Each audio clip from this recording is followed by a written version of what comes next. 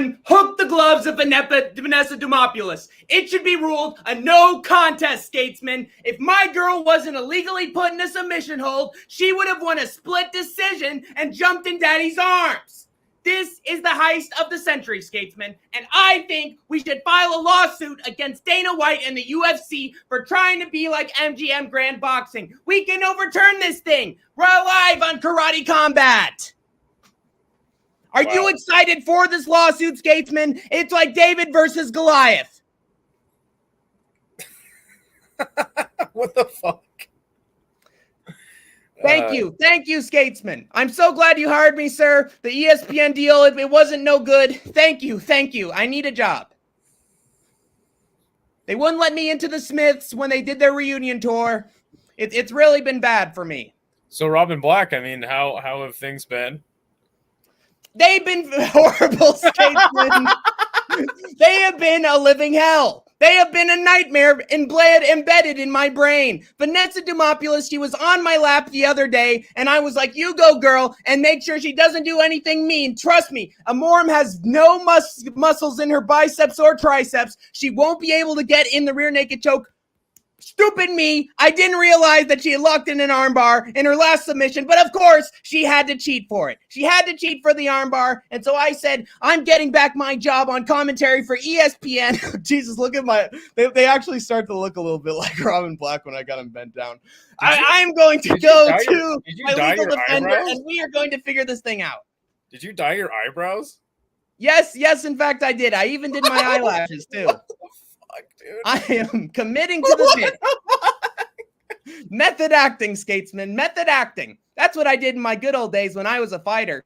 I was supposed to be the role of Mickey Rooney, and instead I ended up being an MMA artist.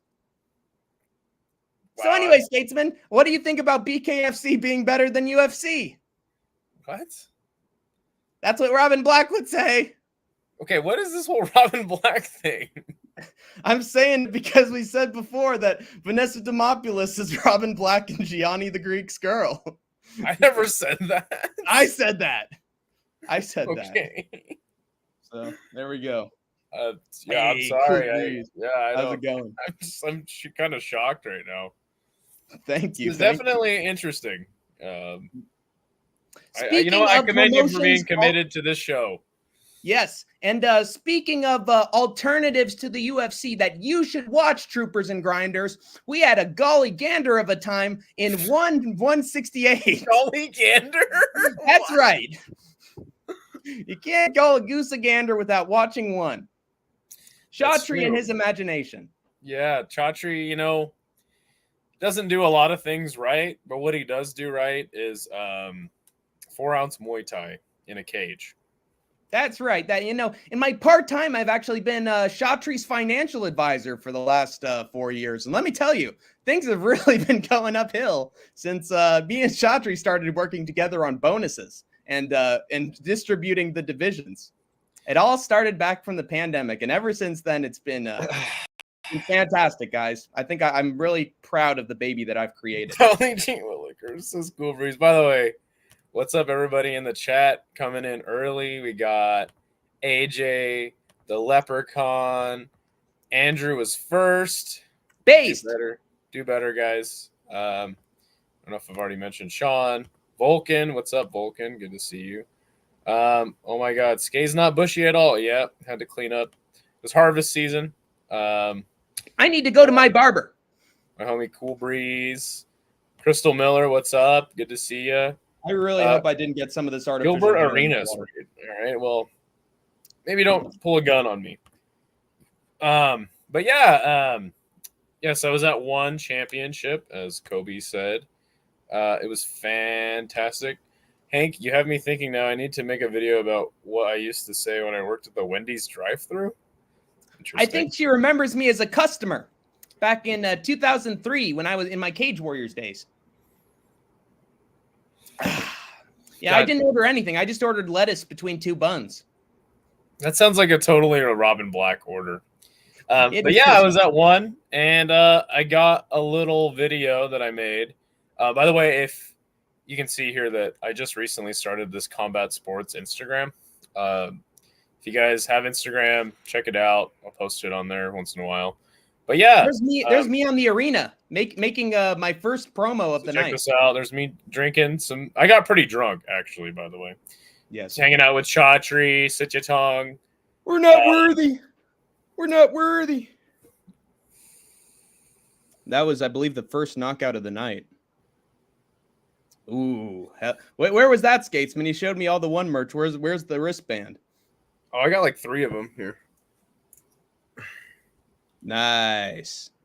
That is genuine. Bella, Henzo Gracie.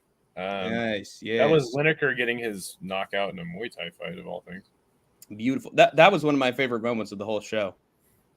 There's me when I'm 80 years old. No, that was Scott Coker. For some reason, Scott Coker was there. I see. Oh yeah. Sex on Harrison. I think that was Harrison. That was probably the best fight. Hell yeah, sex on. Hanging out with Chatri again. No, and then SUPERLEK's walkout. So yeah, I was gonna film the SUPERLEK fight. I kind of looked back at the broadcast and I saw that the angle wasn't super good for the elbow. The ref was kind of in the way. Right. I had a perfect view of that elbow that landed flush on poor old Liam Harrison. And, we got this sweet event poster right there. So, it was a fantastic night, fantastic card, had fantastic seats. We'll get into it more. Yeah. But, I don't think that it's hard to top that card, man. That card was so good. And Karate Combat last week was pretty good. I'd say it was on the same level as 1FC. Yeah, no, definitely wasn't. Oh, really? Jesus Christ, that dust mite landed right on my camera. What the fuck? But hey, maybe you could hire me as one of your media team. I can do introductions. I can even do the pride thing and sing along a little bit. Yeah, I don't work for one, so talking to the wrong guy there, my friend. Do you have a cousin who works there? No. Anyway, all right. Well, one is a pretty super duper. Yeah, we'll get into it a little later. But there's one thing that's a lot better than 168, and that is Hank the Tank's locks record for the weekend. Let's show the first one, shall we? I was announcing this kid back in 1994 when he made his amateur debut. Good old Wahed Najand. Okay, I need to get out of my character for fuck's sake. All right, finally. Wahed Najand, the Afghan goat, as we at the City Life crew like to call him. He got a dominant win in Octagon, man. I was expecting this to go to another split decision. Wahed Najand's style. He always likes to keep it close if he doesn't get the finish, and thought it was going to be another fucking big drama show, as Triple G would put it. Like we saw last time, but no, man, he had the Afghan fans getting out of City Life's chat happy, man, because he was there a lot? Did he should get stormed again? Huh? Yes. It almost neared 200 viewers, the amount of Afghan viewers, and it was pretty awesome. I actually met a good friend in there. His name's Ahmad, and he was probably the guy in there who spoke English the best, or at least was good at translating it. And we made pals on City Life's chat, and hopefully he shows up again in the channel because he was a good guy.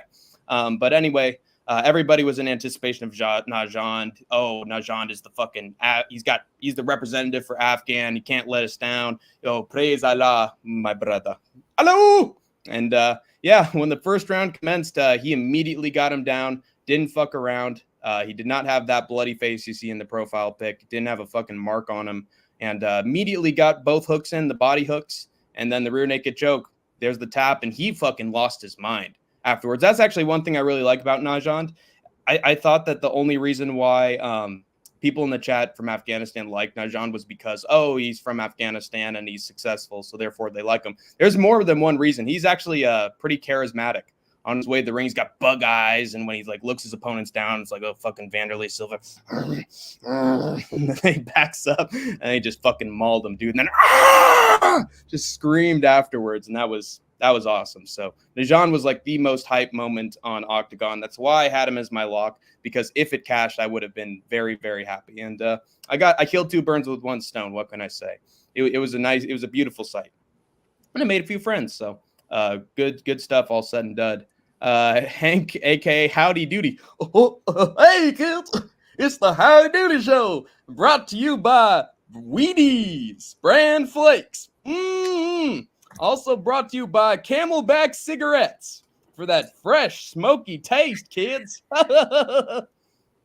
It's Howdy Doody time. Hank, you should make a top 10 every podcast like Dave Letterman used to. And the top 10 things that Idaho Skatesman would never say. Naoya Inoue is the greatest boxer who ever lived. Anyway, that deep card was funny last night. It was pretty funny. Pretty good. There was nothing but fucking first or second round finishes. I think there was only like one or two fights that actually went to a decision, just like Deep fucking wants it, dude. And then Deep Jules also had a lot of action. Fucking love Japanese women, dude. And any fucking women outside of UFC tend to get some gnarly ass finishes. So that was pretty cool. Did we purposefully skip my McDonald's joke, or did it just not put it up there? Oh, the McGang Banger sandwich, a McDouble with a McChicken in between them, to all beef patties with a hot chicken in the middle. Dude, I'd like to make a Veronica sandwich. Is that a joke? I'm not even. Yeah, it's like an actual thing. I think that was actually a menu item back in. No, it wasn't a menu item. You get a McDouble and a McChicken, and you put the entire McChicken inside of the McDouble. Wow. I also want to mention, in terms of what happened on the Octagon card, local German welterweight Nicholas Stolze won his fight with a flying knee knockout, which was pretty cool. Sick. Watching that live. Ivan Buschinger, who I had as a lock before, also got finished in round one in the main event by a German in the lightweight division. The locals could not be denied this weekend. There were a lot of German guys. Was he one of your locks? He was my lock like a couple months ago. I think I had him by round 2 knockout, and he got it fucking perfect. But they might have elevated him into the main event a bit too soon, because the German lightweight kicked his fucking ass. So, wham, wham, wham. Then we have Cage Warriors. We had Sean Clancy Jr. taking on Rafael Aronov. I had him by round 2 submission. Again, usually my problem with locks is that I'm either way off the mark and they lose completely, or I have them to win somewhere in the middle because I'm giving the opponent a chance, and then they just fucking do it in like a minute. And that's exactly what happened here. Sean Clancy Jr. Definitely lives up to the hype. I was scrolling through Twitter with the results for Cage Warriors, and they said, dude, Sean Clancy Jr. is a fucking beast. I expect him to be in the UFC in a couple years. Fucking keep an eye out on this kid. It depends on how they put him in, right? Yeah, and they all just so happen to be relatives of Cage Warriors or people who are part of their crew as well. But, I'm sure that's complete coincidence as to why they were hyping up Sean Clancy Jr. But still, man, he's getting nothing but subs. Snap, snap, snap. And the opponents are getting up there in quality. And he's like Jared. He's doing the exact same thing. It's pretty good. Wait, who looks like Jared? I said he's getting all subs just like Jared? Sorry, yes, he is. Whamp, whamp, whamp. The joke is when you eat it. Oh, great. Nice. I'm not the only crazy person that has done this. I mean, hey, you know what? I used to smoke a lot of weed, and I used to have a McDonald's like a stone's throw from my house. So get all fucking smashed, make a classic bong out of like a bottle and a socket, and hop over to McDonald's and get some. McChickens used to be like $1, so you get a fucking McChicken and a McDouble for like $2, and you just slap that in there, and yeah, definitely a fantastic stoner snack for sure. So. It's definitely better than sandpaper. 100%. Pretty good. Only a real American knows the McDonald's menu. Well, I've been born in the USA for a while, partner, and I only choose the best from In-N-Out. Sniff. That was that. Okay, so that's it for Cage Warriors. We then have Bellator, and my lock of Masayuki Kikiri definitely cashed. It was later than I thought it would be, which is. Why are you saying cash like you bet on this? What's the better word for it? Like delivered or it hit? I don't know. See, it's hard, Skatesman. You got to give me another. But you're not betting on anything. I know, but it was still a lock. Well, yeah, but it doesn't cash. You didn't put any money. Yeah, well, what do I say then? I don't know. The lock was right. The lock was right. Masayuki Kikiri. Yeah, I guess that doesn't really roll off the tongue the same. Yeah, my lock of Masayuki Kikiri was right. He got a round 3 KO. Final, actually, he was halfway into the third round, and he hit him with a huge body kick that just fucking crumpled him. You could hear the fucking audible "Ugh!" as he just keeled over. I'd never heard an audible like reaction like that to a body kick. And then 2 left hands, and that was what did it. So good for him. He's still a top welterweight from Japan in Bellator.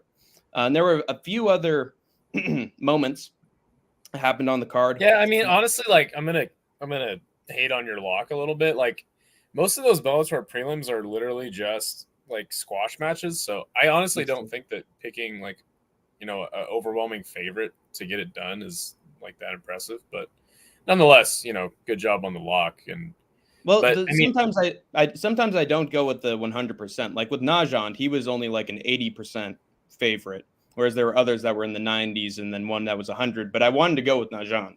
And then there was another. This guy was like a 94, I think. And then there were others that fucking, especially for Usman Nurmagomedov, he was like 96, 97. So but yeah, that's also the problem. Like, you know, if you're gonna give a lock to somebody, and the guy is like minus 1,000, I mean, are you really helping them out? I mean, because if you gamble on that, like generally you're not going to gamble on that fight and bet the favorite. So should I give parlays then? But like even that, right? Like if you put somebody who's minus 1,000 in your parlay, like generally you won't even really make that much money. What about Hank's underdogs for the card? Yeah, that's definitely like good shit. If that shit hits, that's where people can make some money for sure. I know, but I don't want to throw people's money away at the same time. You know. Oh, I mean, shit. They listen to other fucking stupid sports betting people like Gianni the Greek, you know, that give away. Who I could have honestly been parodying at the same time as Robin Black. They're pretty interchangeable. But okay, I'll try to go with Hank's dogs for next week. Trust. Well, no, and I'm just saying, like, specifically Bellator or like picking Carmel Mutton as a lock, like, duh, like, you know what I'm saying? He's in a squash match, so if it's like an overwhelming, obvious pick, you know, I don't think that it's super. Like, obviously, getting the lock is important, right? Right. But it's like, okay, you picked a guy who was like bound to win because the promotion wants him and they booked him in a squash match to win. That's not. You're not really telling us anything. Right. Well, what do I tell you then? Tell me what you told me, my friend. All right. What the Terminator told you is that Kikiri got it done. We got some comments. Is sports betting legal in your states, gentlemen? Not in my state. It's not. Well, no, but so like there's American sports books, right? DraftKings, one in particular. They ran out of Boot Hill Casino in Kansas. But if you go to a sports book, like what I used to use is BetOnline AG. It's actually run in like a casino in Argentina. So you can put bets on a sports book that's outside the USA. It's totally 100%. Actually, you know what? It's a gray area, right? Like you can bet on that, but it's technically not legal, but like nobody's ever been arrested for putting, you know, gambling through a sports book that's, you know, like a reputable company that is somewhat offshore. Now, sometimes like, because a lot of sports books don't have Ryzen or like, you know, KSW, but that's because like it's in order to bet on that, you have to bet at a sports book that's not like super reputable worldwide. And that's what you would call like an offshore bet. That's kind of what James Krause got locked up for. Putting bets for people in offshore books. But yeah, I mean, in a roundabout way, no, it's not. But like sports betting in the United States, you know, is totally legal as long as you're doing it like online through a reputable sports book that's based outside of the U.S. Yeah, that's a good, extended answer. The Ronald McDonald phenomenon happened because the Stephen King movie It. Period. McDonald slowly backed away from the clown advertisement because of scaring away small children. This has also happened during the time of Ronald McDonald House. Okay.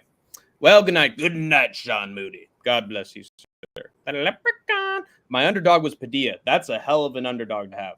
And that was perfect. So I'll give you credit for that one, Sean. So what's the news? I still kicked Sean's ass, though. I was still first place. And that not hard to do. So what's the news with my mouse? Someone help me out here.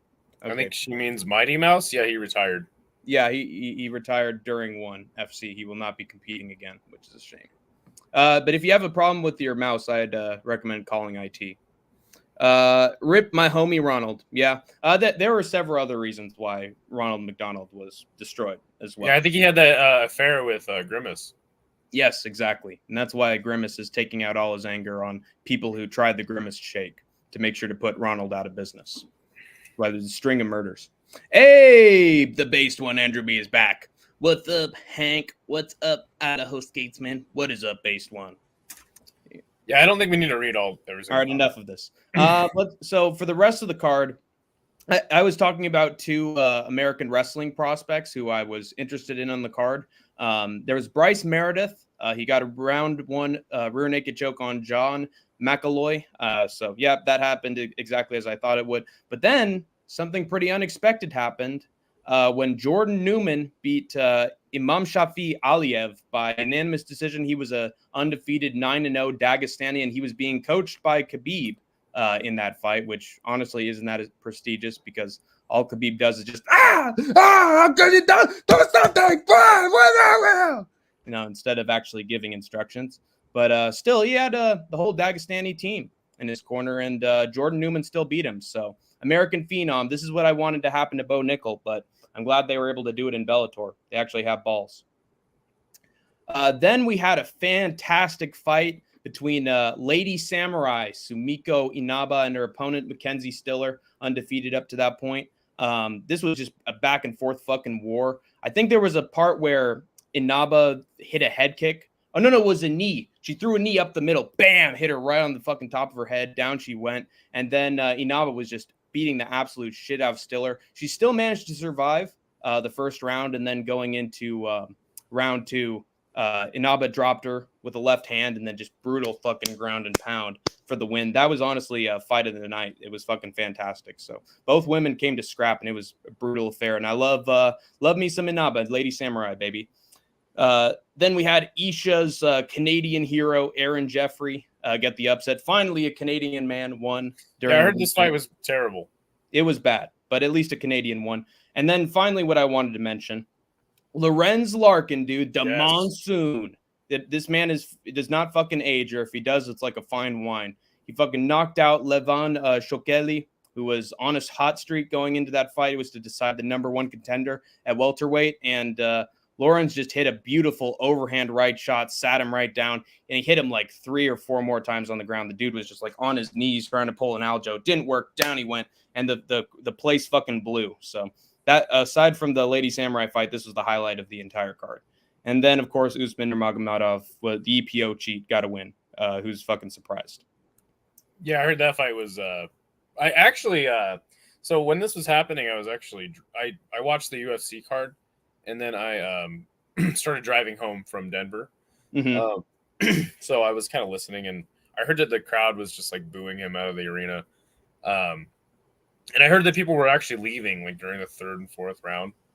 Yeah, well, it's Usman Nurmagomedov. He never gets a finish. Well, I mean, he used to before. I think, obviously, like every single Usman Nurmagomedov fight I've watched, it seems that they boo like crazy. But, I don't want to be super tough on the guy. He is undefeated and he's a fantastic fighter. Obviously, I didn't watch the fight. But there was one moment where he was able to snatch a guillotine choke, but then the other guy got out. But it was pretty tight for a while. Yeah, I don't want to clown on Usman Nurmagomedov. I mean, he's not very entertaining, but you got to do what you got to do to get wins in the sport. But the one thing I will say is that it's interesting that Bellator kind of keeps doing this to him, right? Mm-hmm. Like they give him the main event spot, and then the fans boo and boo and boo. Like if I was the promoter, I'd put him in the co-main until we can. It's sort of like a Shakur come into his own. It's a Shakur Stevenson kind of situation where he's big enough of a name to be a main event, but in terms of like how he performs in front of a live crowd, it's fucking awful. So and that's why I said like it's interesting that they keep putting him in the main event spot, headlining these cards, because they should just find somebody else to headline, and then he can, actually not get. I mean, Like you as a promoter, right? Like you don't want the guy that everybody's gonna boo and start walking out of the arena to headline your card. Yeah, exactly. And if you're gonna have a crotch sniffer, you might as well have fucking an Islam Makhachev or a Khamzat Chimaev main eventing, because hey, at least that's gonna be fun, and he's grappling. Andrew B, you are thinking about me tonight. It is Andrew B appreciation night tonight, in fact. Yes, Andrew, yes. We are always thinking about you, Andrew. This is getting kind of creepy at this point. Honestly, with my makeup, I honestly think that Robin Black would go for it. But thanks, cheers. Was he trying to say cheers? Hold on. God damn it, my scroller. Yeah, I don't think we need to read like every single comment. Insane fight. Yes, we are live, Colby. We got a bunch of Canadian flags on the premises. Oh, Canada. The general lost his stripes. Yes, he did, Cool Breeze, and we will get to that. Other than Old Man Benson, yeah. Idaho, you enjoy your fights in the area. He does. Question mark kick was unreal. That led to the sub. That was a cool moment for Musman Nurmagomedov, but he hasn't been able to recreate the same kind of magic since. I'm doing great. All right. I want to mention one more lock that we got. Sorry, I didn't mention it before. We had the ACA card in the wee hours of Sunday morning, and in the main event, Islam Omarov defeated Kurban Taigibov by round 2 sub. So he actually got a finish on an ACA card, which is either a miracle or just a coin flip or very unexpected. So I'm getting one or the other. And he was a heavy favorite going into that with the main event, and he delivered. He actually got a finish. So hooray. So Hank the Tank went unfucking defeated on my locks, and that includes the UFC card and the 1FC card. So pretty good. Speaking of one, let's get into it. So you did watch this whole card? Yes, I did. Fantastic. Yeah. What did you think about the card? I think as a whole, it was excellent. I remember I went back, I typed in somebody's chat, I gave it an 8.5. I thought it was excellent. It's on the same level as that Cannonier and Boraujo card, just that it had so many like phenomenal finishes. It could honestly be a 9 just because of some of the shocking results of the card on top of it. But I will say there were 2 MMA fights in particular that sort of soured me on the card for a second. And definitely then the women's fight. Yeah, sure. And then it quickly picked back up afterwards. But lots of great results in this one. Juice Man says you were at the one for DJ's retirement. Yes, sir, I was. And so just my live experience, I mean, I don't really drink. I can count on my hand the last couple times I've drank in the last like 5 years. But I got fucking smashed. He was bombed. I got pretty drunk during this event. I didn't get like so drunk that I was like, obnoxious. Oh, I hope not. But yeah, it definitely like helped, just going up to all these people that I got pictures with. But yes, I did watch DJ's retirement speech. I actually chopped it up with him for a little bit afterwards. Wow. He's really, really nice guy. Yeah, it was definitely interesting. I mean, yeah, we could talk about that. So it's definitely an emotional speech. They gave him a, weird trophy. First person in the One Hall of Fame. That's cool. Yeah. Had his puberty moment as well a few times in there. Oh, and his voice was cracking. What is up, Kiwi? Good to see you, my friend. I mean, like, people were saying it's like a sad day that he retired and all this stuff. No. Yeah, right. It's like, dude, what is there left for him to do? I remember when he fought in Denver last year. I was there for the card as well. And they brought in some guy for him to face off with. Yeah, some Kyrgyzstan guy. And he kind of like and by the way, has that guy even fought for one since then? I don't think he has. I think he's been out. So yeah, and DJ was like, yeah, maybe I'll fight for one again if Joshua pays me, and then he left. And that was actually the main event. So yeah, I didn't really think he was gonna fight again. And the problem with him continuing to fight, especially for one, is they probably have him do like a Muay Thai fight or like some weird thing. So I can see DJ like doing grappling on one in the future potentially. But yeah, as far as his retirement from MMA, I mean, obviously the dude, one of the best fighters of all time. I mean, if he's not in your top 5, then I think you really don't know MMA. Of course. I have him as number 1. I have him as number 1 because he didn't. Yeah, sure. I mean, it's kind of like the boxing argument, like who's the Yeah. greatest boxer of all time? You know, Joe. Do you credit like Joe Lewis's 25 title defenses? You know, Rocky Marciano's undefeated or Floyd's undefeated record, the impact that Muhammad Ali had. So I think as far as like just UFC title defenses, I think he has the record with 11, which is, you know, fantastic. But yeah, certainly one of the best fighters of all time. I personally don't have him as number one, but if you have him as number one, definitely nothing wrong with that. So there's a guy named Akbar Abdullayev, and then Shirzad Kabutov, and those were the two like Kyrgyzstans in one. Okay, yeah, he was one of those guys, and he totally was dismissive of him. So yeah, there's nothing left for him to do inside of MMA. So it was a good retirement, and he's been competing in grappling. So good for DJ. You know, it was cool. One thing I will mention is there was a meet and greet with DJ before the card started, and I'm telling you, dude, like once I got inside the arena, the line to meet DJ was huge. It was so big that there was no way that all those people were able to meet with DJ, because I think they only gave him 30 minutes. Yikes. But I'm telling you, man, like hundreds and hundreds of people were lined up. Like, you know, when you go to the arena, like it's like a big circle, and then you walk down into the actual arena itself. They were just lined up like around the arena. So well, it wasn't Phantom Menace, but it was close. Yeah, for sure. Wish I didn't drink on my way to the store right now. Cheers. So you're saying you didn't really experience it how you wanted to because of the beer? Dang. No, I'm saying it was like I would give the event 10 out of 10, you know, because I was there live in the live experience. Obviously, I got a bunch of merch. But no, it was fantastic. I honestly, like, the live experience couldn't have been better, and to the point where, like, I don't even know how I'm going to go to another fight show, because the seats I got sitting cage side and just like all the people I got to meet. It was definitely got to experience it how I wanted. It was over the top, 10 out of 10 for me. Yeah, it was a personal experience for sure. Exhibition fights or WWE? Who cares? For DJ? Oh.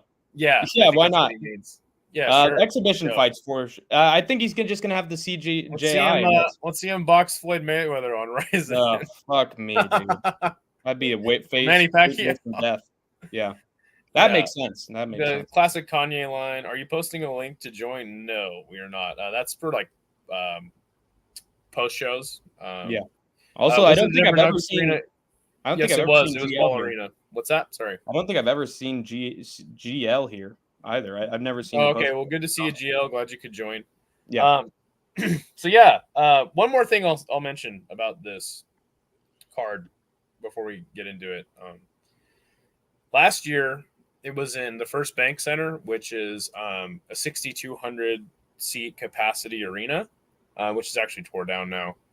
And you had an American and DJ headlining the card, and you had a lot of MMA fights on that.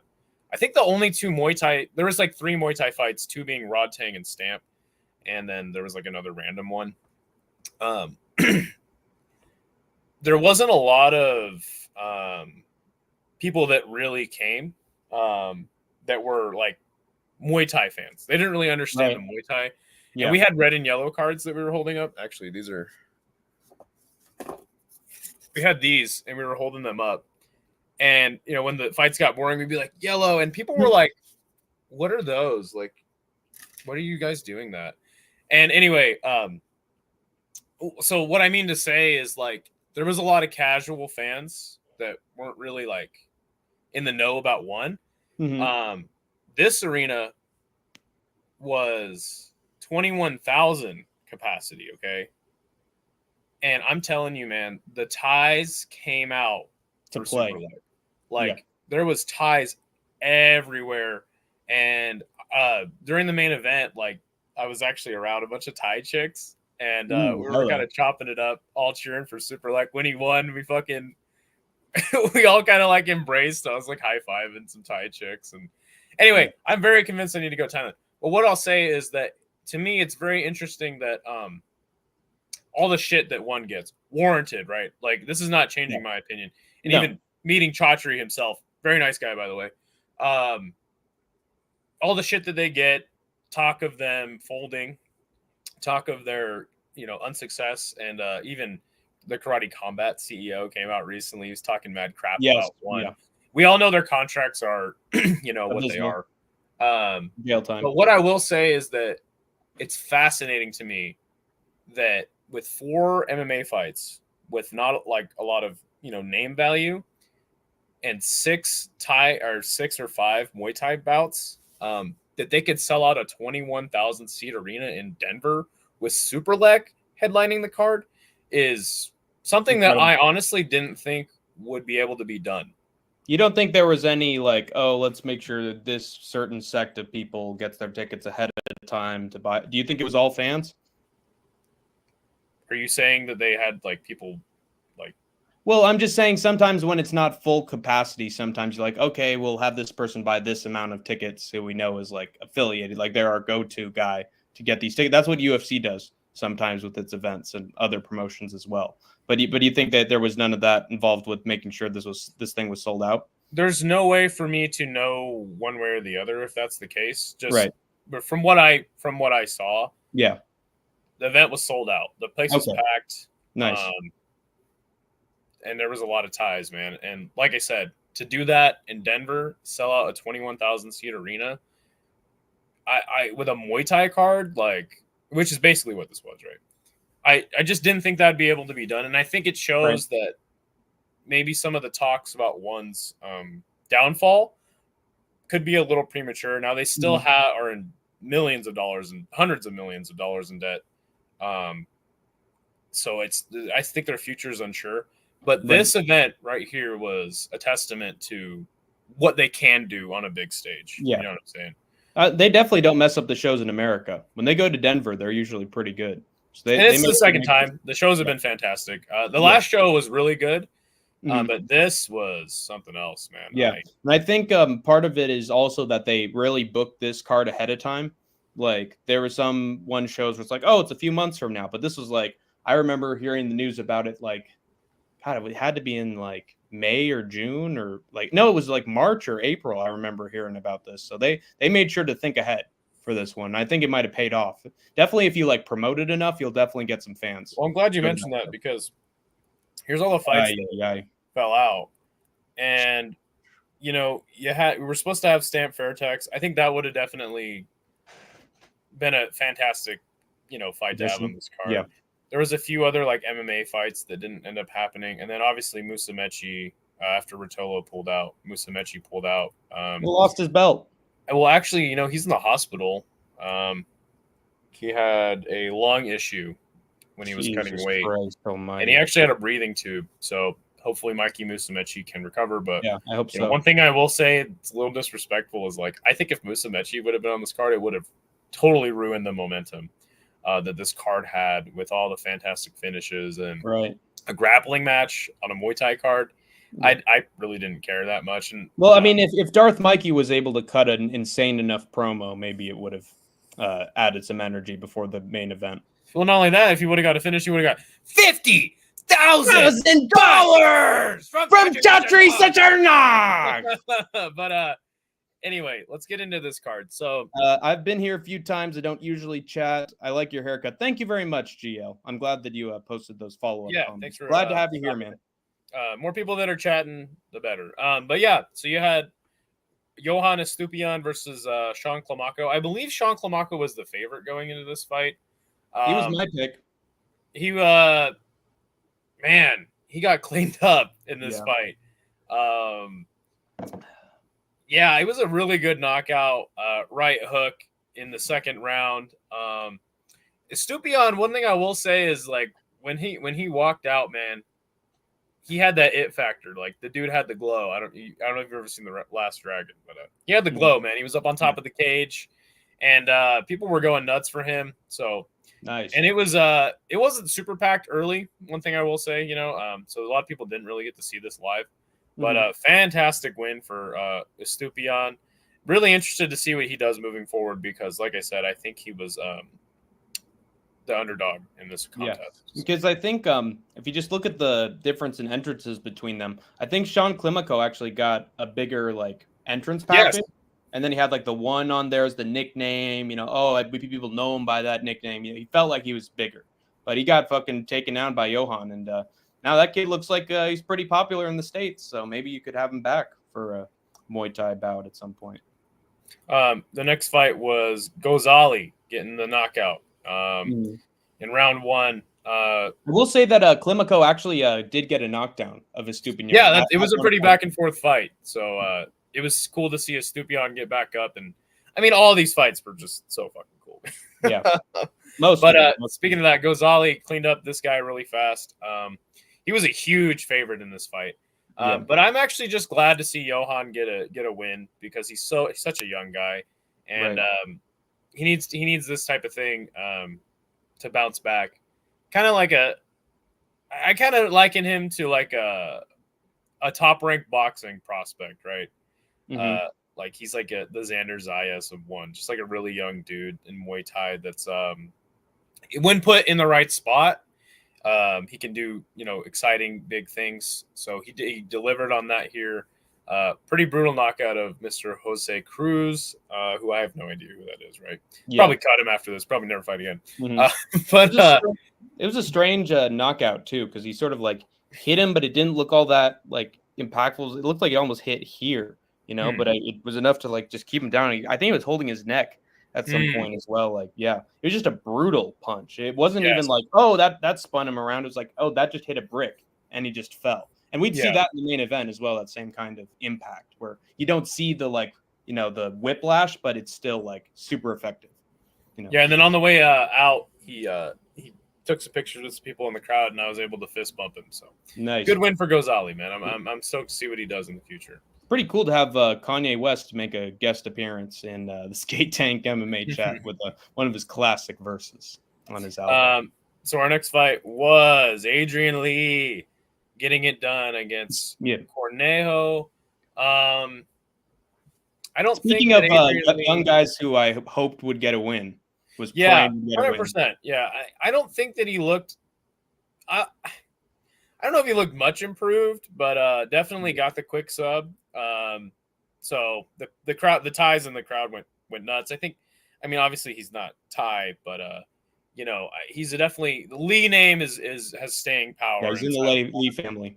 So I was really hyped to see this. The crowd went nuts for this one. And what did he say? When he got the bonus, they're like, "What are you gonna buy with your bonus?" He's like, "I don't know, some pizza." I just love Adrian Lee's vibe. Yeah. He's a super humble kid, and super stoked to see what he does in the future as well. I think you could say that a lot for a lot of the Lee family. Usually they're pretty humble or pretty cool. Yeah, and he also mentioned that Christian Lee's coming back, so I'll be excited to see that. Nice. I thought I saw Christian Lee in his corner for a second there. Who was that guy? I saw his father, I think, and then I saw. Okay. Yeah, I have no idea. Christian. Yeah, but in terms of my rundown of the fight, it's good that he got him down right away. It was sort of like Najan, where it's like, oh, don't get pieced up. Yes, go for the takedown.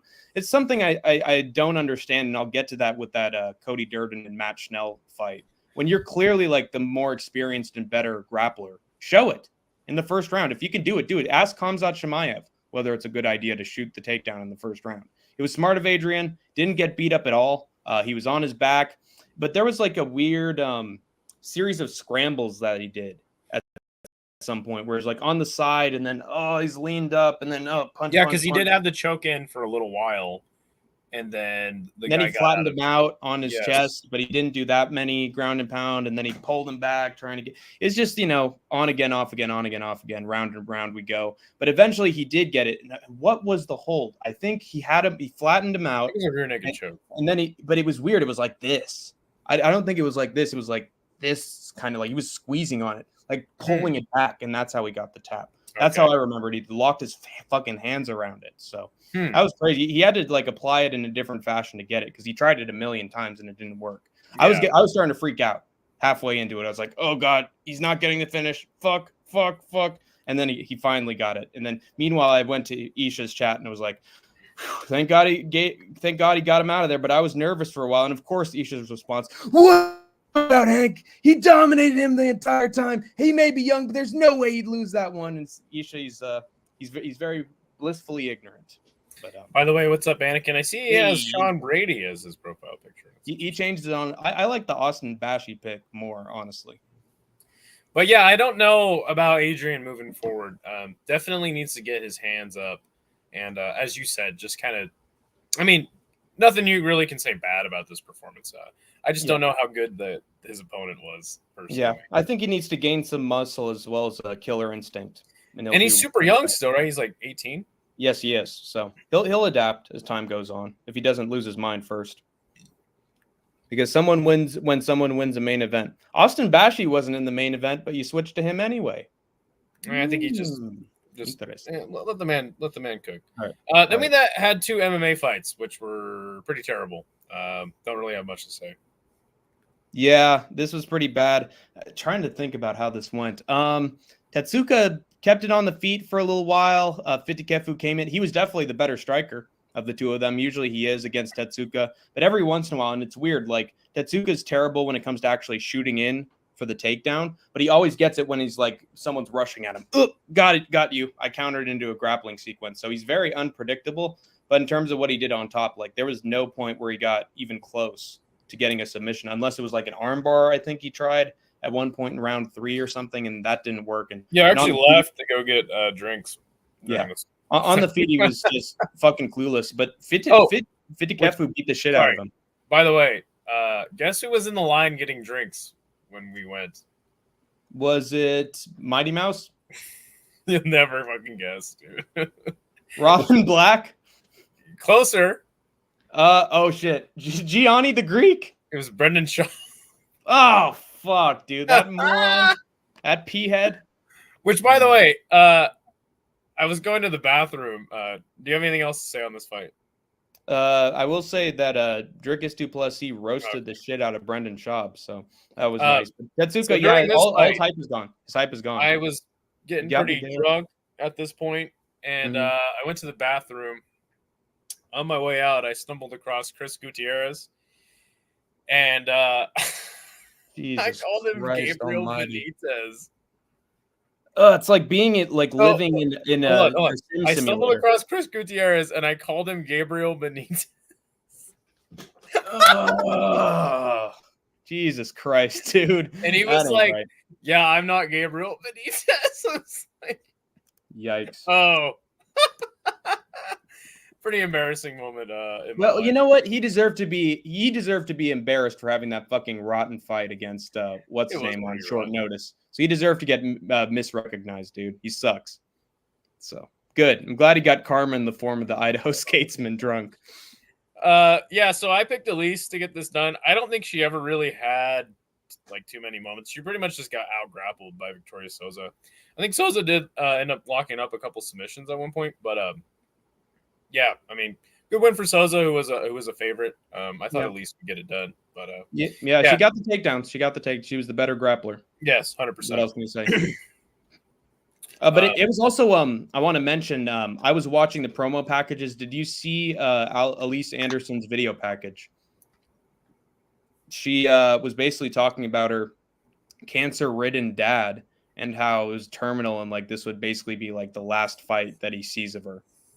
And that was like super sad in hindsight because she lost in she didn't lose in dominant fashion. Honestly, I thought this could have gone her way, but it's sad to see her lose and that be her last fighter. Yeah, that way to bring the mood down. Hey, I'm just telling the truth, dude. You need to give us another Robin Black rant now. All right, here we go.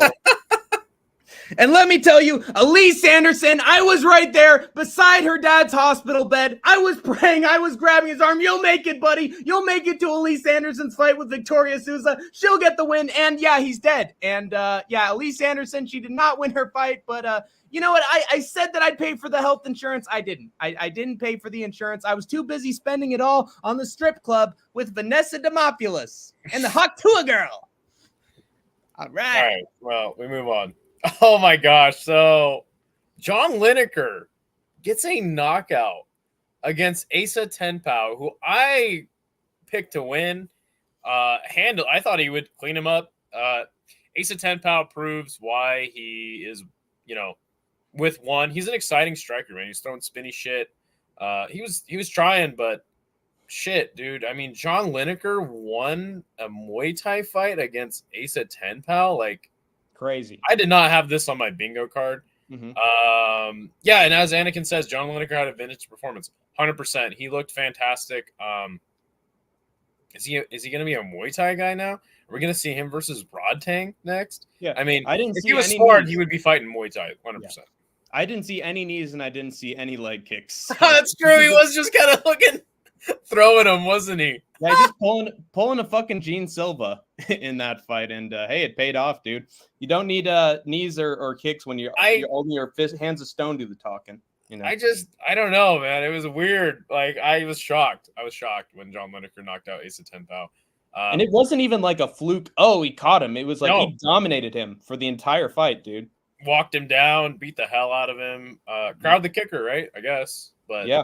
Well, fuck. the thing about Asa Tenpal, he looked sort of off balance a lot of the time and throwing spin shit and really trying to get the knockout. It's sort of like an Izzy situation where trying to find the finish. Dude, I'm going to do it in heartbreaking highlight reel fashion. Trust. But yeah, I don't think you can compare Asa Tenpal to Izzy because Asa Tenpal just kind of throws caution to the wind. Israel Adesanya rather fight safe. Yeah, I'm saying in that Sean Strickland fight, he was trying to find a finish and get the big head kick knockout and never landed, and then basically gave up after that. Yeah, poor Asa Tenpal. I didn't see a moment of success from him. There was one moment where he hit him with an elbow, yes, like reverse elbow, and then it hit him on the chin, and it didn't phase him whatsoever. No, dude. not at all. Yeah, Lineker, call him Chin of Stone. Chin of Stone. I want to see Lineker in some more Muay Thai fights now, man. Screw MMA. Me too. Hey, he's finding more success in that, and he got taken down in his last fight and choked out. I think that was how he lost. So, dude, no threat of the takedown in Muay Thai. To be fair to John Lineker, the last fight he fought was against Shinya Aoki. He had to come out of the crowd. And I think Shinya is like, were they fighting at welterweight, right? Yeah. Yeah, which is 180 pounds in one. And Lineker fights at 145. That's fucking crazy. So he had to like jump up fucking 35 pounds to fight Shinya Aoki on like. Yeah. I mean, eat your heart out, Diego Lopez. John Lineker came out of the fucking crowd to fight. Dude, he literally pulled a Gene Silva.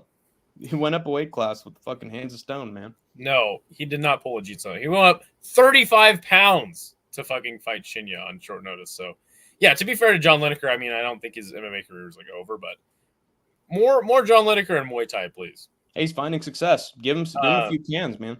So the next fight was sadly Ongla Unsong, getting pretty much dominated by Shamil. Yeah, Ongla looked like shit.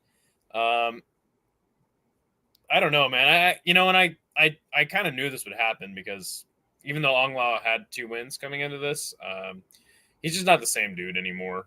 No. I don't know. Your thoughts?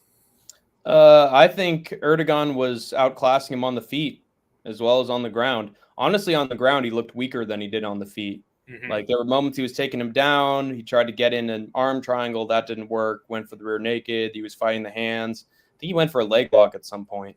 But basically, yeah, he just couldn't find any submissions on the ground. And then once they got back on the feet in the second round, he just beat the ever-loving shit out of Ong Lan Song. And I was telling myself, dude, please don't shoot the takedown. Please don't shoot the takedown. Don't ruin this. And then it's like, you shoot the takedown. Fuck. And then Denal was like, yep, fucking crotch sniffer in my chat. And he was right. But I will give him credit. He knows how to implement some ground and pound.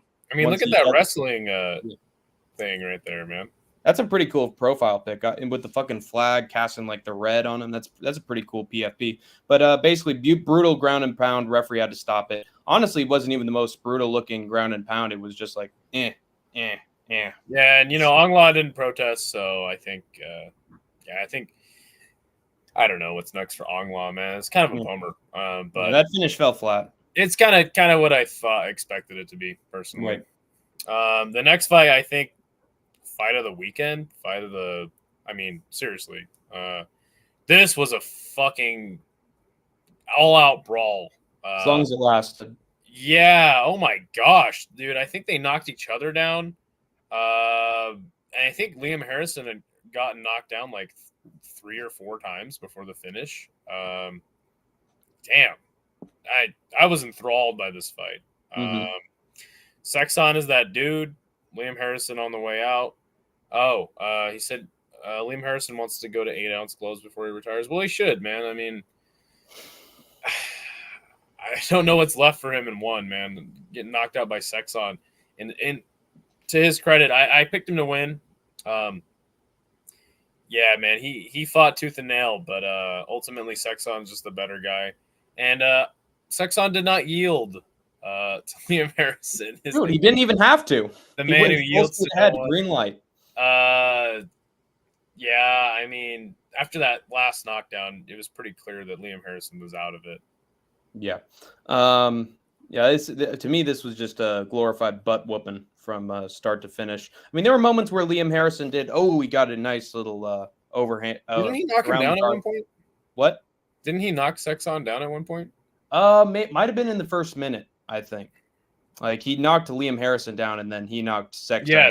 Yes. Then after that, it was just like, oh, another knockdown from Sexton. Holy crap. Oh, he's got him against the cage. Brutal elbows. There was a cool moment where they went back and forth with the fucking elbows.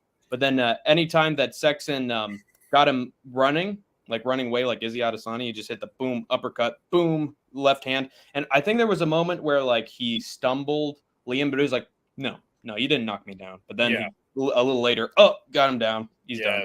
And I think at one point, I think Denial was glazing Liam Harrison like crazy in my chat. Because he's like, dude, that's a Harrison round. In round one. Oh, they both knocked each other down, man. But it's like, dude, there were moments where he was beating the shit out of him with those elbows. And I think he did stumble Liam Harrison. That's what I said. And then when round two came around, like, my theory was proven correct because it was just one-way fucking traffic. And Liam Harrison was on skates. Trust. Would you agree that this is fight of the weekend, though? No, I would say it's definitely that random fight in Deep. You know the one.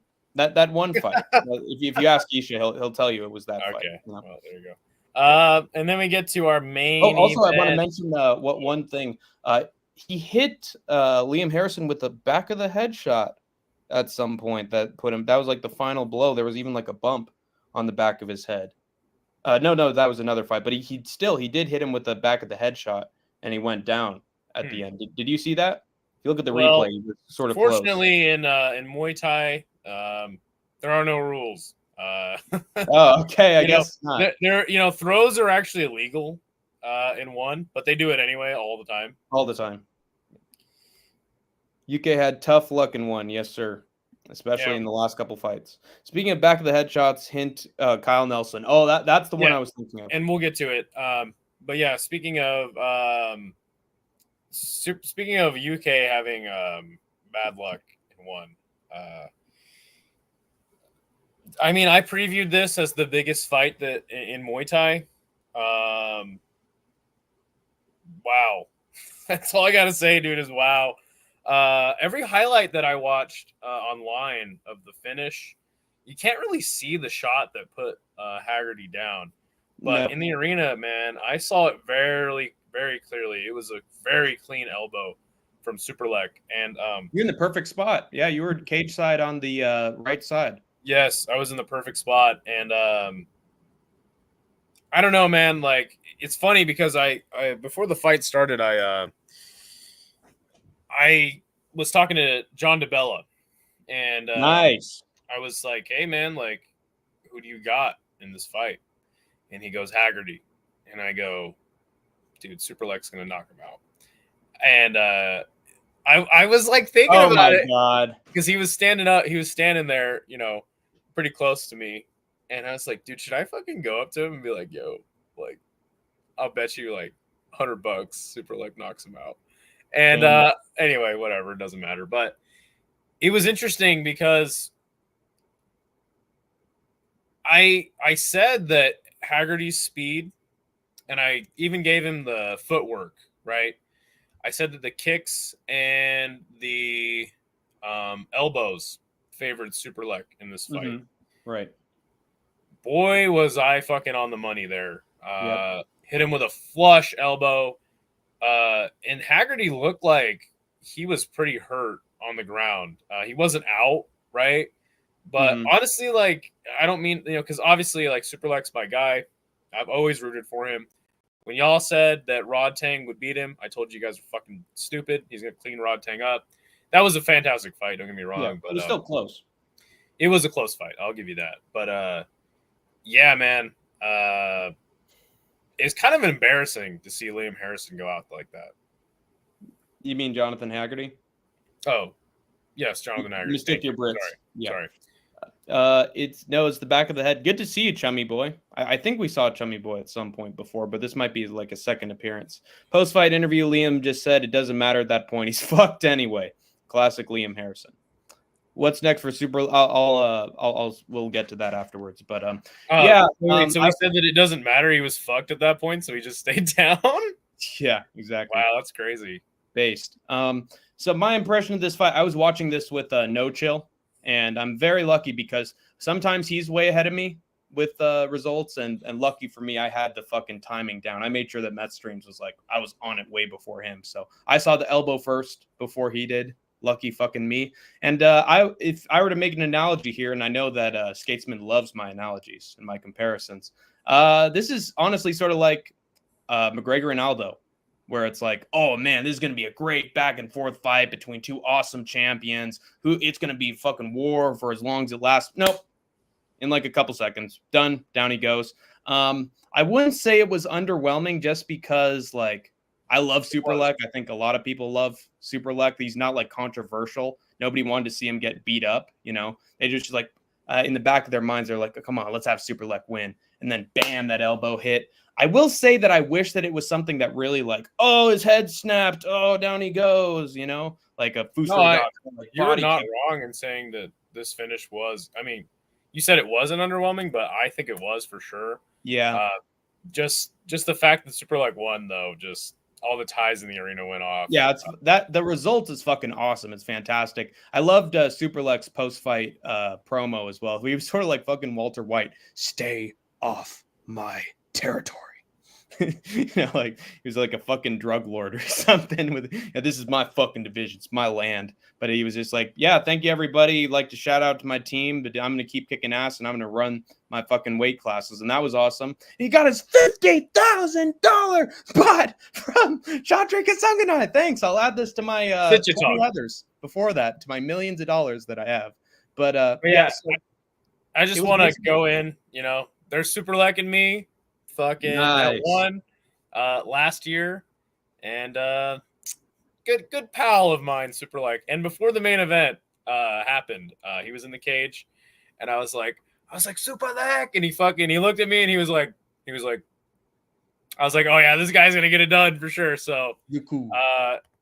What is I'm up? glad that What's up, Degenerate Dane? My good pal that was with me gave me this shirt here, this BKFC shirt. Almost had two Postlims at the bar right now with two MAGA assholes. Would have been more entertaining than Gilbert Brady. Nice. Let's not get into any fights with. No, the words MAGA and asshole, they definitely go hand in hand. But anyway, on the button, man. Yes, sir, exactly. Right on the fucking temple. Hand trap, nowhere to go. Was that Ryan Loader or something? I have no. Is a hand trap like a Muay Thai kind of attack? I'm not sure about that. But yeah, I was just shocked, dude. Like at first, I didn't even referencing it. Sorry, I think what he's referencing is the fact that I think that like a hand trap is like when you're putting your hand out to like, you know, prevent someone's strike, right? Like John Jones does it a lot. I got it right. Izzy does too. Yeah, trapping the lead hand with your hand when you kind of like put your hand out to block a punch. And I think that what he's referencing is the fact that Liam Harrison was trying to do a hand trap at the same time that elbow was thrown. So SUPERLEK timed Jonathan Haggerty. Sorry, Jonathan Haggerty. Yeah. Two UK guys. What do you want me to do? Yeah, I remember I think one of the reasons why Sean O'Malley won against Aljo is because he kept parrying the hands away and doing the hand traps that there was no way Aljo could like really close the distance, and then bam, hit with the counter. So yeah, very similar to that actually. Yeah, but I honestly thought it wasn't even a knockdown for like 5 whole seconds. Well, right, because the camera angle was so bad, and the ref was literally in the worst possible spot for that. Yeah, but like I was saying before, there was almost no like impact or like, oh, now that sent him flying. It was like boom, and he immediately just drops. It was like no, and like I said, when I was in the arena, I saw it clearly. Mm-hmm. Yeah, but fantastic work. You know, Liam Harrison was saying that, oh, Jonathan Haggerty's an asshole, or yeah, he's a fake nice guy, and I don't believe him entirely, but a piece of me deep down was like, yeah, fuck you, Haggerty, fucking tall ass bitch, knocking out Nongo. That's what you get, motherfucker.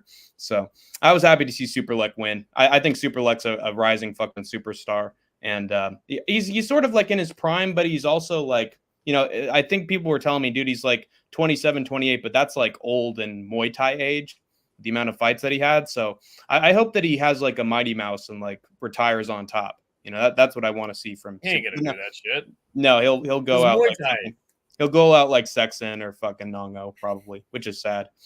But I don't want him to be like Volk. But double champ, dude, he looked good with those fucking belts. And by the way, I loved Demetrius Johnson's last night line where he's like, "Hey, everybody, tell me that I shouldn't be." Chatri telling me I shouldn't take this belt with me, but dude, I came into this fucking sport as champion. I'm gonna fucking leave it as champion. And got that belt on. He's like, out. Nobody tells Mighty Mouse what to fucking do. He's the GOAT. But yeah, I want to answer Anakin's question from earlier. What's next for SUPERLEK Rod Tang rematch? Man, Chatri wants to book it. He wants to put it in the U.S. I think it's definitely the only fight that makes sense. The problem is when you talk about what's next for a Muay Thai fighter, it's pretty hard to judge what will happen, right? Because, you know, the pay scale in combat sports, Muay Thai is certainly at the bottom. I don't know if Nico is in the weight class that Nico Korea is. I honestly have no idea. He could be, but yeah, Nico's definitely on a run, so that would be cool. He said now SUPERLEK did say he wants to fight Haggerty in kickboxing.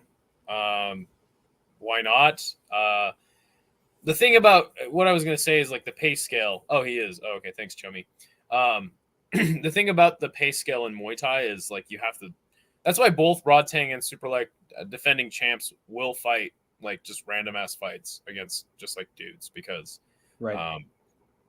they gotta get paid, man. The thing I will say, you know, is SUPERLEK when he fights a less than reputable guy, he actually goes out there and finishes the guy. Rod Tang tends to just kind of go to decision with them. Yeah, it's Rod Tang special. Yeah, so I would like to see the Rod Tang rematch for a belt this time. Hopefully SUPERLEK can make weight for that fight. When do you think that fight would be in terms of like next year? It would definitely have to be next year, and it would have to be. I'm hearing a lot of rumors from people saying the one show in Atlanta won't happen, but I think it's kind of bullshit personally. I do think that the rumors that Rod Tang will pull out of the card are 100% true. I would not be shocked at all. But I don't know. To me, man, it doesn't really kill it for me because I don't go there to see Rod Tang clean up on some can. Right. So, yeah. What do you want to see next for SUPERLEK? Degenerate Dane wants to see Lineker go up against SUPERLEK. And honestly, I'm not opposed to it. That'd be a pretty fun fight. But honestly, I think that SUPERLEK versus Rod Tang in the exact same sport with the belt on the line, actually making it work because they had a fantastic fight before. So I'd love to see that fight again. In all honesty, for me, SUPERLEK means super fight. So I want a super fight for SUPERLEK. 100%. GH get a win from Nong O with a hand trap cross.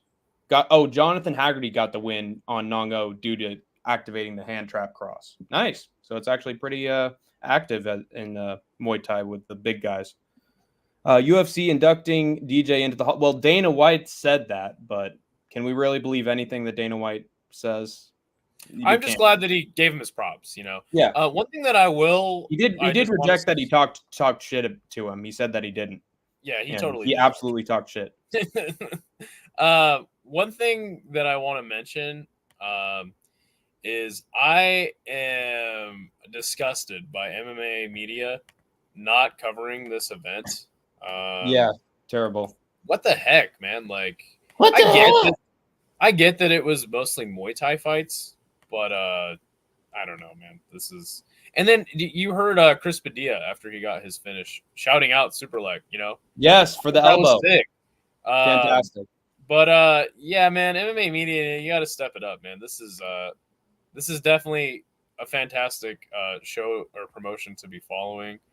Well, for now, in terms of like putting together the fights and having good fights, but in terms of the business model, maybe some are shy to cover it, given all the. Actually, wouldn't they be willing to, given all the bullshit that happens in the paparazzi level? Well, that's what I'm saying though, is they only cover the bad of one championship because the UFC is what's basically feeding their paychecks. So yeah, crazy, dumbasses. Hank, do you like musicals? I was actually in 3 musicals in high school, and got a few plays in musicals that I have been to. So yes, I do. We need Mike Perry in one Muay Thai. He's available. He's the new fucking Lineker. That'd be sick. Let's go. Yeah, at least he has a future there. Or he could fight the BKFC middleweight champion finally. Skate, have you heard wrestling is coming to Australia? He was talking to me about it, and that just I don't care at all. Yeah, he does not know, and nor does he want to know. If you guys want more, one Muay Thai fight will be a big one September 27th. What's the big one? Sick. Oh. Yeah, well, I mean, look, I watch all the one Friday fight cards, or as many as I can, and I watch every one event. So I'm a big fan of Muay Thai. It's probably the best. I was not in minstrel performances, AJ. That was Al Jolson for the jazz singer back in the 1920s. There were some ethnicities that were played in roles during some of the musicals, though. McGregor fired Perry. Yeah, you said that he fired Perry, and he keeps insisting. Wow, who cares? Who cares, Dane? They should maybe fire Connor for all his bullshit. Not yet, Kobe, not yet. We have to get to the Rush Hour Fight Club Tapology Tournament for UFC Fight Night. Burns versus Brady. And who is that handsome man in third place? It's Hank the Tank. Hell yeah, with 634 points. But Skatesman was not far behind. He got 590 points. We fucking cinched our spot in the fucking top 10 at Rush Hour, and we were only 40 points away from each other. So fucking Skate Tank on fucking lock for UFC picks. You gotta trust the Hank the Tank and the Idaho Skatesman for your fucking picks for UFC. Yeah, and look at that. Gary down there in 9th. I mean, and where's Sean? Let's try to find him. Oh, 19th. Hey, not bad. Not bad. Respectable. Hey, you picked better than Sparks. Steve Sparks, a good friend of mine, was at the last show in Denver. Well, he got that Chris Padilla pick perfect, so that definitely helped. Nice. Yeah. Wait, where's Denial? Oh, geez. Wow, 21. That's better than how he usually does. Yeah. He's above in the Granite, but that's a gimme. So yeah, I'm not gonna talk shit about Granite. But one thing I do want to shout out is Roberto Hernandez. He got 855. Yeah, that's fucking crazy. I want to see almost got every single one right. So what were the fucking fights that he picked right? Look at this. Look where he was. Whoa, what? Yeah, he got second out of everybody. That's in crazy, the entire everybody who picked on Tapology. Wow, that's insane. So it's good to just have a guy like that in this Tapology league for us to kind of compete against. Dane says Roberto ate everybody's lunch. 100%. Yeah. Fuck. What is up, JL? What's up, dude? Good to see you, man. In a minute. JL is back in MMA. He's finally found his passion again, and he will be there to bother everybody and troll them during the UFC 304 Sphere card. So expect JL to invade the premises because just like Andrew B., he is the based one. He got the Bilal main event pick right, damn it. Don't you be sleeping on his boys, you know? Yeah, I mean, who didn't get that main event right? Oh, that's right. You didn't. Let's move on to the card. Why don't we, Skatesman? Good to see you, Jay. Good to see you. Do you have your picks up? Yeah, I will have them up. Okay, cool. Let's look at your pick for the opening bout, shall we? Yes. So I picked. Oh shit! Let me put a different format up here. I had Nathan Fletcher, mostly based on Hank the Tank's prediction of how this fight would go. Before it got canceled, I picked the same exact pick as him just to steal it. I should have done that again because our good friend Hank the Tank got this pick perfect. Yeah, he kind of just ran through old whatever his name is, Ramascus. Ligamantis. Yeah. Well, I need a refill. All right. Well, there he goes. Yeah, I mean, just ran through the dude, locked up an arm triangle. Fantastic. Sort of weird that like two guys that didn't win the Ultimate Fighter are now in the UFC. Kind of hate that that's how the promotion is ran, right? Like you lose on Contender Series, you lose on Tough, and you lose on Road to the UFC, and you still get your spot. So Gurton Jerker, good win for Fletcher. Yeah, I don't really know. I don't really care, but yeah, good win for him. Yes, and let's look at the Tank's exact prediction. This is what put me ahead right out of the gate. I had Fletcher by round 2 submission, and that's exactly what happened. So I knew that Nathan Fletcher was a fantastic wrestler. Just looking at his performances on the regional scene, everybody thought that he was just a stand-up guy because of that one fight that he had on Tough, but he actually has expert grappling.